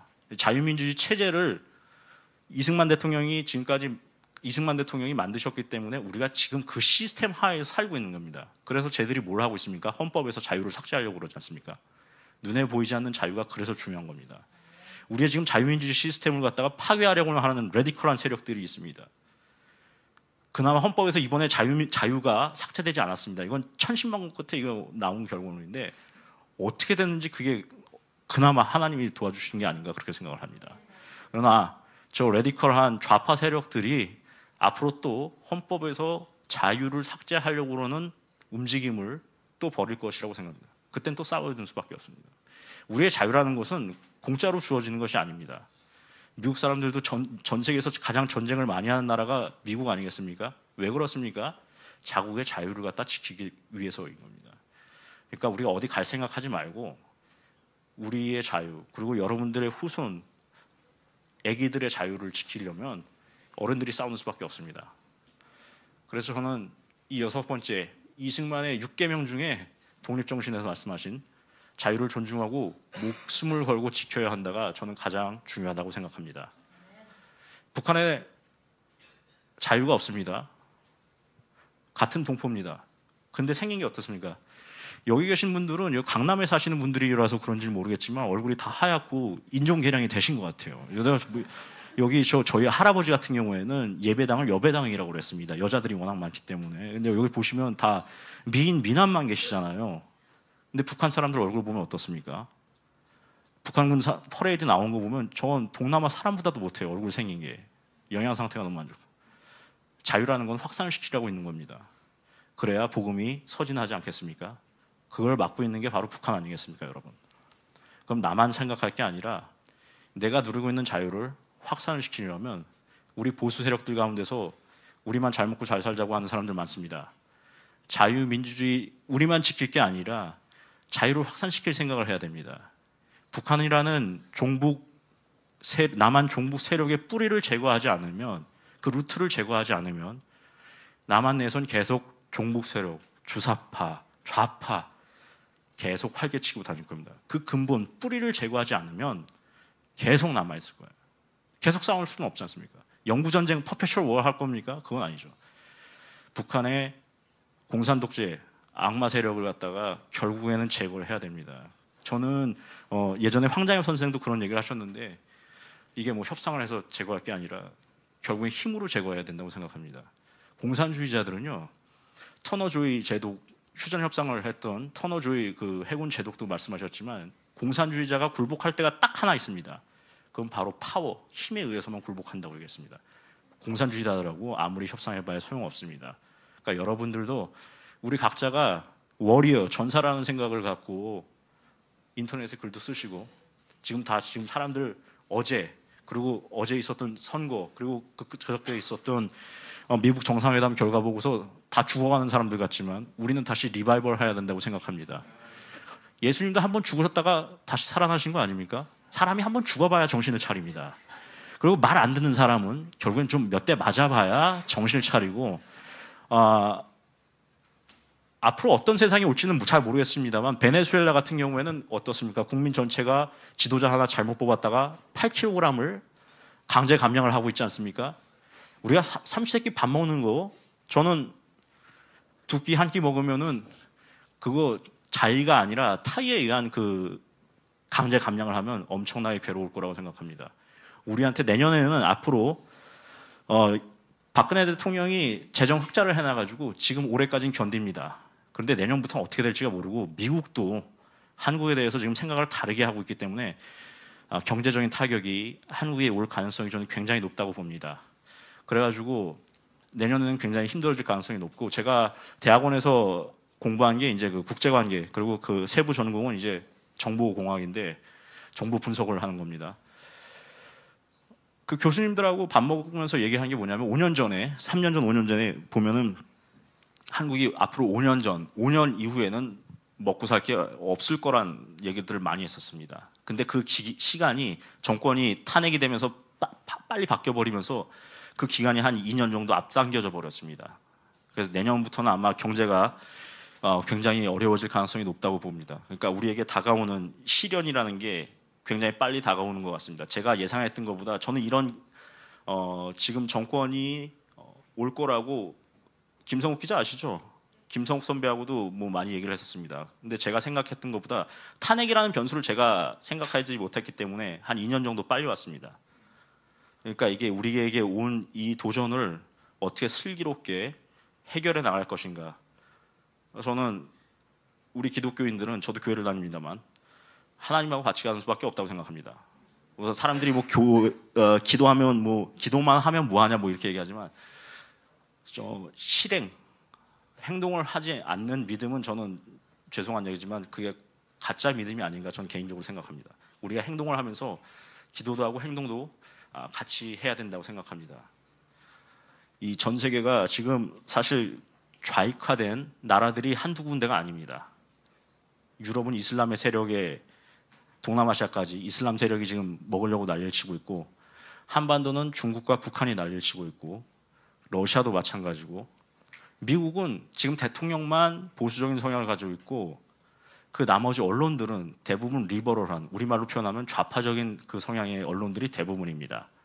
미국도 페이크 뉴스, 가짜 뉴스가 엄청나게 우리나라만큼 많습니다. 그 언론들이 지금 다 뭐하고 있습니까? 트럼프 대통령 까는 데만 열중을 하고 있습니다. 이런 중요한 시절에 우리가 이 부하 내동을 해서 같이 트럼프 대통령을 깔 게 아니라 조금 좀 시간을 두고 보는 것도 중요하다고 생각합니다. 지금 바로 전쟁이 나면 우리를 도와줄 수 있는 국가가 어디가 있습니까? 한미 상호 방위 조약이 있는 한 미국이 유일하게 우리를 도와줄 수 있습니다. 우리가 미국을 비판하는 건 우리 자유입니다. 그러나 자기가 말한 것에 대해서는 책임을 질 수가 있어야 된다고 생각합니다. 말로 하는 죄는, 잘못하는 죄가 저는 개인적으로 가장 크다고 생각합니다.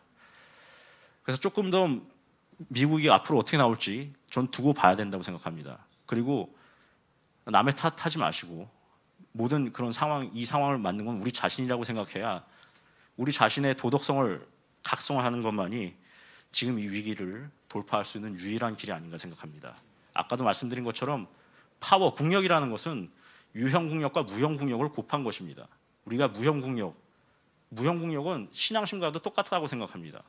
그 무형국력을 더 확대시키고 키워서 무한대로 가게 해서 우리의 국력을 더 강하게 만드는 게 지금 이 돌파구를 만드는 것이고, 우리 세력이 지금 약하다고 해서 여러분들 실망하실 필요 없습니다. 공산주의자들 같은 경우에 러시아 공산혁명도 그랬고 중국 공산혁명도 그렇고 쿠바 공산혁명도 그랬고 50명 이하의 사람들이 공산혁명을 일으켜서 만든 겁니다. 이 정도 인원이면 대한민국에서 혁명 일으키는 게 가능합니다고 저는 봅니다. 그러니까 우리 각자가 미셔너리 한다고 전도사가 됐다고 생각하시고 한번 이 위기를 돌파하는 것도 필요하다고 생각합니다. 왜? 우리가 서바이벌, 생존하기 위해서 그렇습니다. 제 얘기는 여기서 마치도록 하겠습니다. 감사합니다.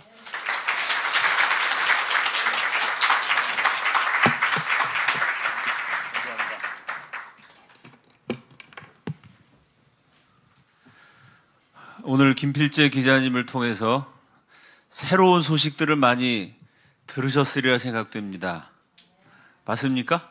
사실은 새로운 소식을 이렇게 잘 들어주신, 또 제가 이렇게 둘러보니까 참 많은 분들이 집중해서 경청하셔서 이렇게 진실을 말할 때 귀를 기울일 수 있는 국민과 청년이 있다는 것은 이 기울어가는 대한민국의 희망이다라고 제가 느꼈고, 또 한 가지는 사실 지금 김필재 기자님이 말씀하신 거는 이미 오래전부터 진행됐던 거라 이거는 상식입니다. 그러니까 이 얘기를 오늘 처음 듣는다는 건 그만큼 대한민국에 거짓말 뉴스가 많았다는 것이고, 심지어 우리 이 애국 히스코리아 집회에 참여하신 분들도 진실에 대한 소식을 그만큼 오랫동안 못 들으셨다는 얘기입니다. 왜냐하면 오늘 얘기 나왔죠? 등소평이 핵 기술을 북한에 전수하기로 결정한 게 82년입니다. 여기 82년 이후에 태어나신 분들 많으시죠? 네, 이렇게 오래된 일이에요, 이게. 이건 사실 상식 같은 얘기입니다. 북한에 대해서도 그동안은 그냥 굶어 죽어간 나라니까 힘이 없다. 그러다가 요즘은 김정은이란 아주 훌륭한 지도자가 있는 괜찮은 나라다. 이게 다 양쪽이 다 거짓말인데요. 팩트는 뭐냐? 여러분 국사 시간에 배웠을 김주하진 장군 아시죠? 청산리 대첩에 그 김주하진 장군이 암살당하고 후계자가 된 사람이 정신이라는 사람입니다. 김주하진 장군의 후계자니까 독립운동가죠. 그 정신을 한 18살 된, 지금 나이로 하면 청소년이지만 그땐 청년입니다. 18살짜리가 김주하진 장군의 후계자인 대표적인 무장 독립 장수를 직접 손으로 목 졸라 죽여요. 여러분 여기 18살보다 나이가 많으시죠? 사람 하나 손으로 목 졸라 죽일 수 있으시겠어요? 18살짜리가 김주하진 장군의 후계자를 손으로 목 졸라 죽입니다. 그 사람 이름이 김일성이에요. 테러리스트가 세운 나라입니다. 김일성이 KGB 비밀 요원이었다, 이런 증언들도 계속 나옵니다. 실제로 연해주에 일본군의 추격을 피해갖고 연해주에 피신해서 하바롭스크에서 이제 김정일 거기서 낳고 할 때, 그때 김일성은 요인 납치, 고문 이런 아주 테러리스트들의 교육을 연수한 사람입니다. 그 테러리스트 김일성이가 1964년, 내가 태어나기 7년 전이에요. 한 54년 전에 벌써 오늘 기자님 말씀하셨죠? 3대 혁명 역량 강화. 첫째는 북한의 혁명 역량 강화. 그래서 핵을 개발했어요. 세계 7대 핵 강국이 됐습니다. 둘째가 남한의 혁명 역량 강화. 주체사상파를 남한에 키워가지고 어제 많이들 당선이 되셨어요. 이 나라 요직을 다 장악하고 있습니다. 셋째가 세계 혁명 역량 강화. 전 세계에 일어나는 테러리스트, 특히 아랍 지역에 오늘 제가 김필재 기자님께 이 강의를 특별히 부탁드린 겁니다. 북한과 이슬람 커넥션에 대해서. 북한의 시리아, 이란, 이라크, 파키스탄, 이슬람 국가의 미사일, 또 땅굴, 각종 무기, 세계 혁명 역량 강화라는 거를 54년부터 김일성이가 해가지고 그렇게 증거가 된 겁니다. 그러면 1964년부터 김일성이가 그걸 해가지고 공산주의 국가 무섭잖아요. 인민이 300만 굶어 죽든 400만 굶어 죽든 그 길로 가는 겁니다. 돌진해 나가는 거예요. 쉽게 얘기해서 세계 최고 수준의 악이, 세계 최고 수준의 악당과 테러리스트가 이건 도저히 인간이라고 할 수 없는 인간의 탈을 쓴 악마라고 할 수 있는 세력이 2천만이 넘는 사람들을 한 가지 목표로 결집시켜서 2천만이 넘는 사람들이 모은 돈을 한 가지 목표를 향해 쏟아부어서 54년을 전진했다고 생각해 보세요. 이건 민주주의 국가에서 상상이 안 돼요. 왜? 민주주의 국가는 5년마다 대통령 바뀌니까 대통령 바뀔 때마다 정책이 바뀌죠. 대통령이 정책 세운다고 5천만 국민이 한 방향으로 갑니까? 따로따로 놀죠? 생각해 보세요. 세계 최고 수준의 악마에 가까운 인간이 50년이 넘는 세월 동안 2천만 명을 총동원하고 2천만 명의 재산과 지식과 노력을 총동원해가지고 3대 혁명 역량 강화를 했습니다. 그러니까 이게 절대로 만만하게 볼 세력이 아닙니다. 이 세력과 끝까지 싸워봅시다. 아멘? 그냥 항복해서 죽나 싸우다가 죽나 지금은 우리한테 선택지가 그렇게 많지 않아요. 판문점에서 끌어안고 휴전선 왔다 갔다 한다고 대한민국이 무사하고 살 것 같습니까? 제가 하나님의 기적 대한민국이라는 책 쓴 거 아시죠 여러분? 제 이승만 강의도 많이 들으셨죠? 제가 왜 그 책을 쓰게 됐는지 7.8기의 대한민국이라는 책에서 제가 그 책을 쓰게 된 제 심정을 쭉 소개한 적이 있습니다. 국민들이 이승만 대통령을 너무 모르니까 소개하려고 쓴 게 아니고요. 제 생각에는 내가 오늘 기자님이 소개하신 2050년에 중국이 한국은 다 조선성 만들고 그 다음에 일본의 반을 자른다. 뭐 그거 알만한 사람들은 알던 내용이거든요. 근데 그 전략을 막을 세력이 아무리 봐도 대한민국에 안 보여가지고 2050년이면 제가 80살이 돼요.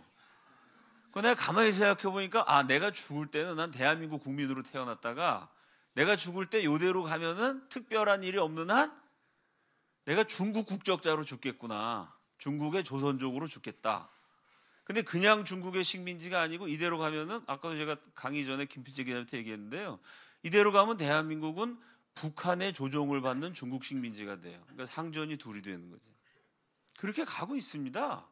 지금 대한민국의 수많은 기술, 아까 김필재 기자님이 중국의 핵 개발한 기술 이런 거 다 미국에서 빼냈다 얘기하셨죠? 똑같이 지금 대한민국의 수많은 기술이 중국으로 계속 넘어와. 그것도 한 20년 넘었어요.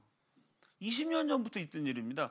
대한민국 수많은 땅, 이거 중국 사람들이 사들이는 거, 이것도 한 20년 됐어요. 북한의 조종을 받는 중국의 식민지 백성으로 나는 세상을 마칠 수도 있겠다 하는 생각을 제가 한 40살쯤 돼서 했어요. 한 5, 6년 전에. 그래서 제가 그럼 어떻게 하지? 우리가 이대로 가면 나라 뺏기고 종북화되고 엉망이 되는 건 사실인데 무너지는 걸 막으려고 제가 이승만 얘기한 게 아니고요. 최악의 상황을 가정해 볼 때 이건 무너지는 건 누구도 막을 수 없는 대세인데 무너졌다가 대한민국이 어떻게 일어날 거냐. 다시 일어날 때 설계도가 필요한데 무너지는 대한민국이 다시 일어나려면은 우리가 버렸던 건국의 아버지 이승만부터 이해해야 된다. 7.8기의 대한민국이라는 책에 보면 제가 그래서 내가 왜 이승만 강의를 했냐면은 고려시대 일연을 보고 영감을 얻었다. 그런 얘기를 제가 아마 읽으신 분은 아실 겁니다. 몽골의 침략을 받아 고려가 다 무너졌을 때 이 무너진 고려를 어떻게 일으킬 것이냐. 황룡사, 동양 최대의 사찰이었던 황룡사가 불타버렸어요. 그때 일연은 뭐랬냐면 무너진 황룡사를 다시 지은 것이 아니고 그 황룡사를 만든 신라인, 고려인들의 꿈, 우리의 정신, 우리의 기원은 어디냐 도대체. 그 일연이 삼국유사를 씁니다. 거기 당군신화가 나오잖아요. 몽골한테 침략받아서 나라가 망했는데 이 망한 나라 어떻게 일어나야 되느냐? 단군 할아버지, 널리 세상을 이롭게 한다는 홍익인간의 이념, 제 책에 나오죠. 그 단군이 처음 도읍한 지역이 아사달. 아사달은 아침이란 뜻입니다. 역사의 밤이 가장 깊었을 때 아침이라는 도시를 세운 한민족의 꿈을 말했어요. 제가 그 일원을 읽다가 참 재밌죠. 목사가 스님에 대한 책 읽다가 감동을 받아가지고, 그래서 제가 이승만을 강의하기 시작했습니다. 대한민국이 이제 무너질 건데 어떻게 다시 일으킬 거냐? 이승만의 기독교 입국론, 거기서부터 시작해야 된다. 뭐 그런 얘기를 제가 쓴 적이, 제 생각보다는 지금 천천히 망하고 있어요, 대한민국이. 저는 탄핵될 거 한 1년 전에 알았거든요. 1년 동안 박근혜 대통령이 언제 탄핵되지? 뉴스를 보면서 오늘인가 내일인가? 야, 드라마예요, 드라마. 그 탄핵이 진행되는 과정을 제가 1년 동안 지켜봤기 때문에, 탄핵되기 1년 전에 제가 그때 뭐 탈북자 구출하느라고 스트레스도 받았지만 식도염, 위염, 장염, 이 안쪽이 쪼쪼작 작살이 났어요. 이거 언제 박근혜 대통령 한 분이 탄핵되는 것도 비극이지만, 박근혜 대통령의 탄핵을 통해 보수 세력이 다 전멸되고 한국의 정치 지형이 뒤집어지겠구나. 그러면 지방선거 뭐 쭉 스트레이트로 가겠구나. 이제 그런 생각이 들어서 한 1년 동안 잠을 설치다가 탄핵이 되고 나니까 스트레스가 풀려갖고 잠이 잘 오더라고요. 매를 맞을 때까지가 긴장하는 거지, 맞고 나면은 생각보다 덜 아프네 뭐 이래가지고 긴장이 풀려서 잠을 잘 잤습니다만, 지금 이런 지경입니다. 자, 여기서 끝까지 싸워봅시다. 다시 일어나 봅시다. 내일 세상에 종말이 올지라도 나는 한 그루의 사과나무를 심는다, 이런 명언이 있지 않습니까? 대한민국이 지금 무너지고 있는 건 사실이지만, 그렇다고 해도 우리 예수 믿는 사람들이 어떻게 예수님이 아니고 하나님이 아니고 김일성을 신으로 섬기는 저 체제 앞에서 무릎을 꿇겠습니까? 이슬람과 결탁한 중국 공산당하고 어떻게 우리가 더불어 살 생각을 하겠어요? 저도 독립운동하는 심령으로 저도 목회밖에 모르는 사람입니다. 내가 뭐 목사가 이승만 강의하고 상상도 못했어요, 제가. 근데 어떻게 나라 망하는 판인데 독립운동이라도 해야지. 제가 목회하던 것도 그만두고 이승만 책 쓴 겁니다. 그래가지고 그것도 벌써 한 6년, 7년 전에 제가 그 활동을 처음 시작한 거니까요. 뭐 우리가 그런 다 지금 같은 시대를 살고 있는데, 뭐 이왕 이렇게 된 거 뭐 그냥 죽으나 싸우다 죽으나 마찬가지인데, 예수 믿는 사람들이 이럴 때 한번 기백을 보여야 되지 않겠습니까? 기울어가는 대한민국이지만, 조선성으로 전락해가는 대한민국이지만 마지막까지 싸웠던 기독교인이 있었다. 그 한 줄을 남길 수 있다면 이 시대를 살게 하신 하나님 앞에 부끄럽지 않은 인생이라고 저는 생각합니다. 싸운다는 각오로 기도합시다. 이 시간 기도할 때 북한 정권, 중국 공산당, 이슬람, 세계는 영적인 법칙에 따라 움직입니다. 영적인 대적들이 이렇게 연합해서 대한민국을 포위 공격하고 있어요. 하나님, 정말 우리 힘으로 안 됩니다. 우리가 최선을 다해 행동하고 투쟁하겠지만 하나님이 도와주시지 않으면 이 나라, 이 강토를, 이 자유를 지킬 수가 없습니다. 우리 후손들은 정말 조선성의 중국 인민으로 살게 될지도 모릅니다. 옛날에 그 대한민국이란 나라가 있을 때는 동네마다 교회가 꽤 많았대. 50년 후에는 우리 후손들이 그렇게 말하는 세상이 올 가능성이 높습니다.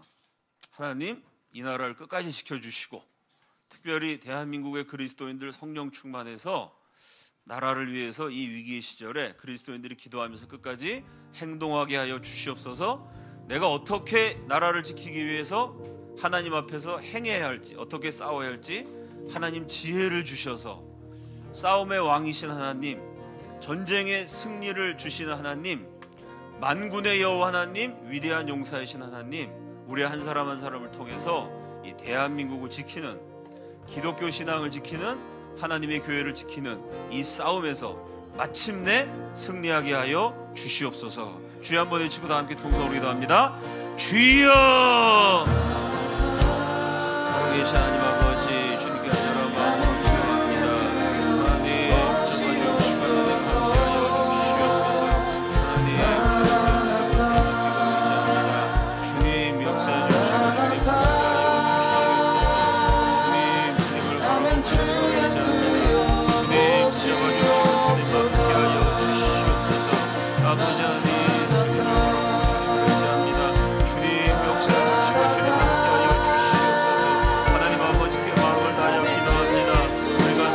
능력을 허락하여 주시옵소서.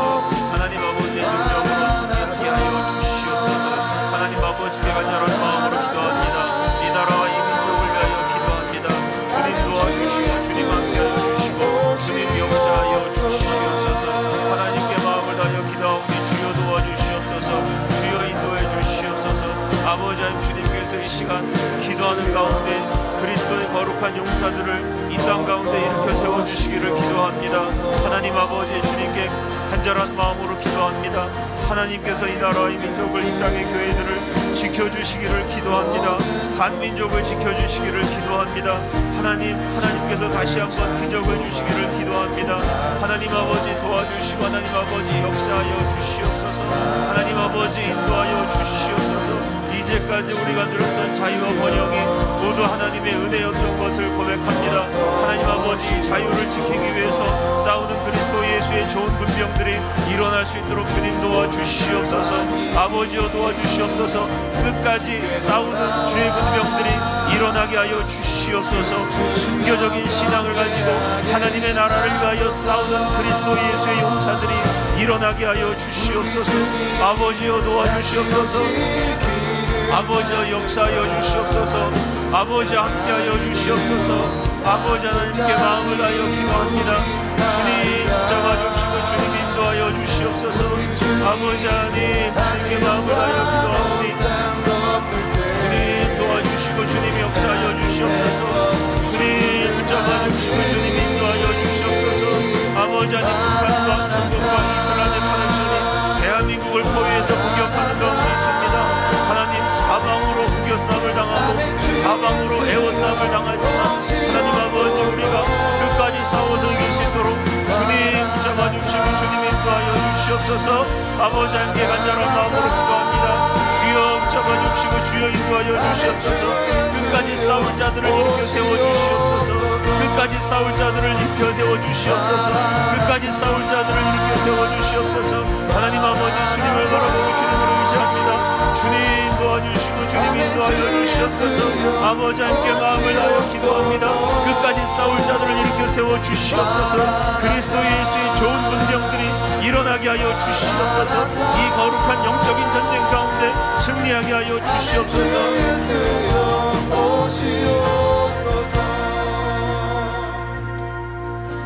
오늘 우리 김필재 기자님의 아주 좋은 강의를 들으면서 좋은 질문을 주신 분들이 많았습니다. 근데 시간 관계상 저희가 질의응답을 못 가졌는데요. 다음번에 기자님을 또 한 번뿐만 아니라 자주 모시고 오늘 주셨던 좋은 질문에 대해서는 기자님이 취사 선택하셔서 강의를 통해 답변하실 수 있는 기회를 마련하겠습니다. 좋은 질문 많이 주셨는데 시간 관계상 오늘 말씀을 못 드려서 조금 죄송하고요. 오늘 강의 분량만도 너무 넉넉하고 우리가 다 기억해야 될 내용이라 생각돼서 우리 참여하신 분들도 꼭 유튜브로 좀 다시 한번 들으셔서 이 정도는 이 시대에 애국 그리스도인들이 이 정도는 필수적으로 알고 가야 되는, 정말 아주 이건 뭐 정보라기보다 뭐랄까 상식이라 그럴까요? 그냥 알아도 되고 몰라도 되는 정보가 아니라 이건 반드시 알아야 되는 아주 기본적인 팩트입니다. 여러분이 꼭 아셨으면 좋겠고요. 오늘 강의를 통해서 우리가 꼭 확인해야 되는 거는 지금 이 난세에 전쟁을 해야 되는데 아군과 적군이 헷갈리면 안 되죠. 북한과 중국과 이슬람 커넥션. 그래서 사실 현 정권 들어서 제가 누구라고 말 안 하지만 청와대 들어가 있는 실세가 아랍에도 방문하고 그런 게 다 그 헤즈볼라, 오늘 김필재 기자님 강의하신 북한이 저 무기 대줬던 이슬람 테러 조직 헤즈볼라랑 연관된 나라들을 두루두루 찾아갔고요. 오늘 김필재 기자님 강의를 통해서 중국과 연관된 나라들, 그 나라들하고 현 정권 들어서 대한민국이 부쩍 가까워졌어요. 대통령도 가고 뭐 이런 일들이 많았습니다. 그러니까 이 기본적인 팩트를 아시면 지금 우리나라 외교 정책, 대통령 또 높은 사람들이 저 나라 가는데 저 나라가 이런 나라였구나, 뭐 이런 식으로 좀 여러분이 다른 많은 정보들을 이해하실 수 있는 기회가 됩니다. 자, 시간 관계상 제가 이제 한 가지 기도 제목을 드리고 여러분 계속해서 기도하시다가 돌아가시면 되겠는데요. 첫째는 북한, 중국, 이슬람 이 대적과의 싸움에서 정말 하나님이 능력을 주셔서 정말 하나님의 도우심으로 대한민국을 지켜낼 수 있도록 도와주옵소서. 둘째는 하나님 나라를 위해서 끝까지 싸울 수 있는 주의 군병 그리스도인들을 한국교회 가운데 일으켜 세워 주시옵소서. 세 번째 우리가 기도드리고 싶은 거는요, 사실은 대한민국이 이만큼 살아있는 게 기적이다. 기자님 말씀하셨습니다. 맞아요. 우리 국민들이 이 정도로 정신을 못 차리는데, 나라가 망할 지경이 됐는데 한국교회가 이 정도로 깨어있지 않은데도요, 그런데도 대한민국이 이 정도로 잘 사는 거는 이거 하나님의 은혜입니다.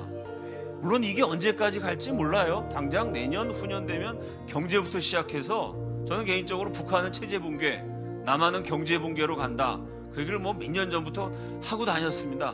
북한은 체제 붕괴로 가고 남한은 경제 붕괴로 가는, 이거는 큰 흐름이기 때문에 누구도 이걸 바꿀 수 없다. 하나님이 기적을 일으키시지 않는 한 이거는 당분간 역사가 그쪽으로 간다고 저는 오래전부터 생각해 왔습니다.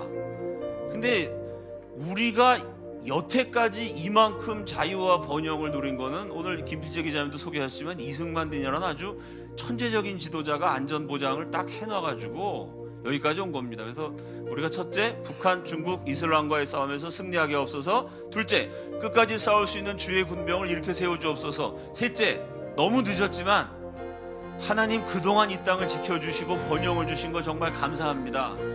우리가 했던 짓거리를 생각하면 망했어도 벌써 망했어야 되는 나라고, 공산화가 돼도 10번, 20번 공산화 될 수많은 위기가 있었는데, 그때까지 그래도 지금 나라 엉망진창이지만 이만큼이라도 지켜주신 하나님 감사합니다.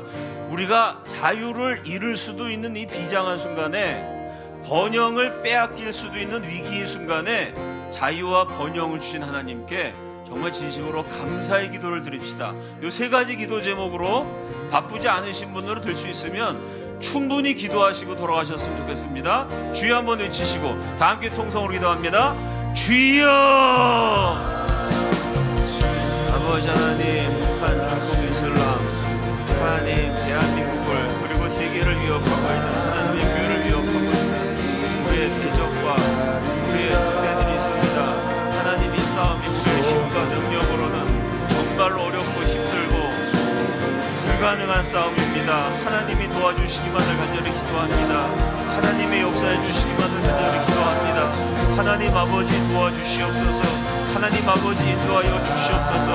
하나님 아버지께서 이 땅에 다시 한번 은혜와 자비를 베풀어 주시고, 하나님 아버지께서 성령의 능력으로 끝까지 싸울 수 있는 그리스도의 군병들을 일으켜 세워 주시옵소서. 나라를 빼앗긴 식민지의 백성들이 독립운동하는 심정으로 싸울 수 있도록 주님 붙잡아 주시고 주님 인도하여 주시옵소서. 주님을 바라보고 주님을 의지합니다. 주여 역사해 주시고 주여 함께하여 주시옵소서. 아버지 하나님, 주님께 마음을 다하여 기도합니다. 아버지여 도와주시고 아버지여 역사하여 주시옵소서. 아버지여 이 나라의 민족을 다시 한번 불쌍히 여겨 주시옵소서. 아버지 하나님, 이 땅에서 끝까지 하나님의 뜻을 만들어서 싸울 수 있는 그리스도 예수의 군병들이 한국교회를 중심으로 일할 수 있도록 주님 인도하여 주시옵소서. 하나님 아버지, 하나님께서 도와주지 아니하시면 우리의 민족이, 이 대한민국이 생존할 수조차 없음을 고백합니다. 아버지 하나님, 불쌍히 여겨 주시옵소서. 아버지 하나님, 우리의 모든 죄악을 용서하여 주시옵소서. 아버지 하나님, 주님께 간절한 마음으로 기도합니다. 아버지여 잡아주시고 아버지 함께하여 주시옵소서.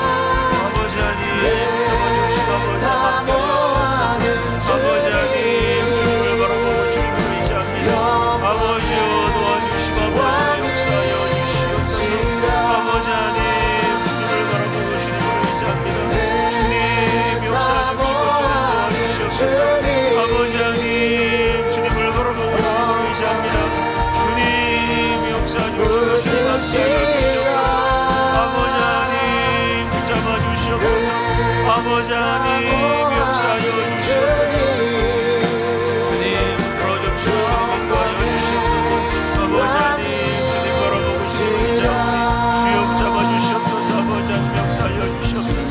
아버지 하나님, 그동안 이 나라를 지켜주시고 하나님 아버지 자유와 번영을 선물로 주신 것을 감사드립니다. 하나님께서 우리 선조들의 기도에 응답하셨고, 하나님께서 한국교회 깨어 기도하는 성 성도들의 기도에 응답하사 이제까지 우리 민족에게 과분한 은총을 주셨던 것을 기억합니다. 대한민국에게 과분한 번영을 주셨던 것을 기억합니다. 이제 그 자유와 번영이 사라지는 마당이지만 우리 하나님 아버지께 간절한 마음으로 감사의 기도를 올립니다. 하나님이 이 땅을 축복하셨습니다. 하나님이 대한민국을 번영케 하셨습니다. 하나님이 5000년 역사 속에 없었던 자유와 번영과 한일을 이 땅의 민족 가운데 허락해 주셨습니다.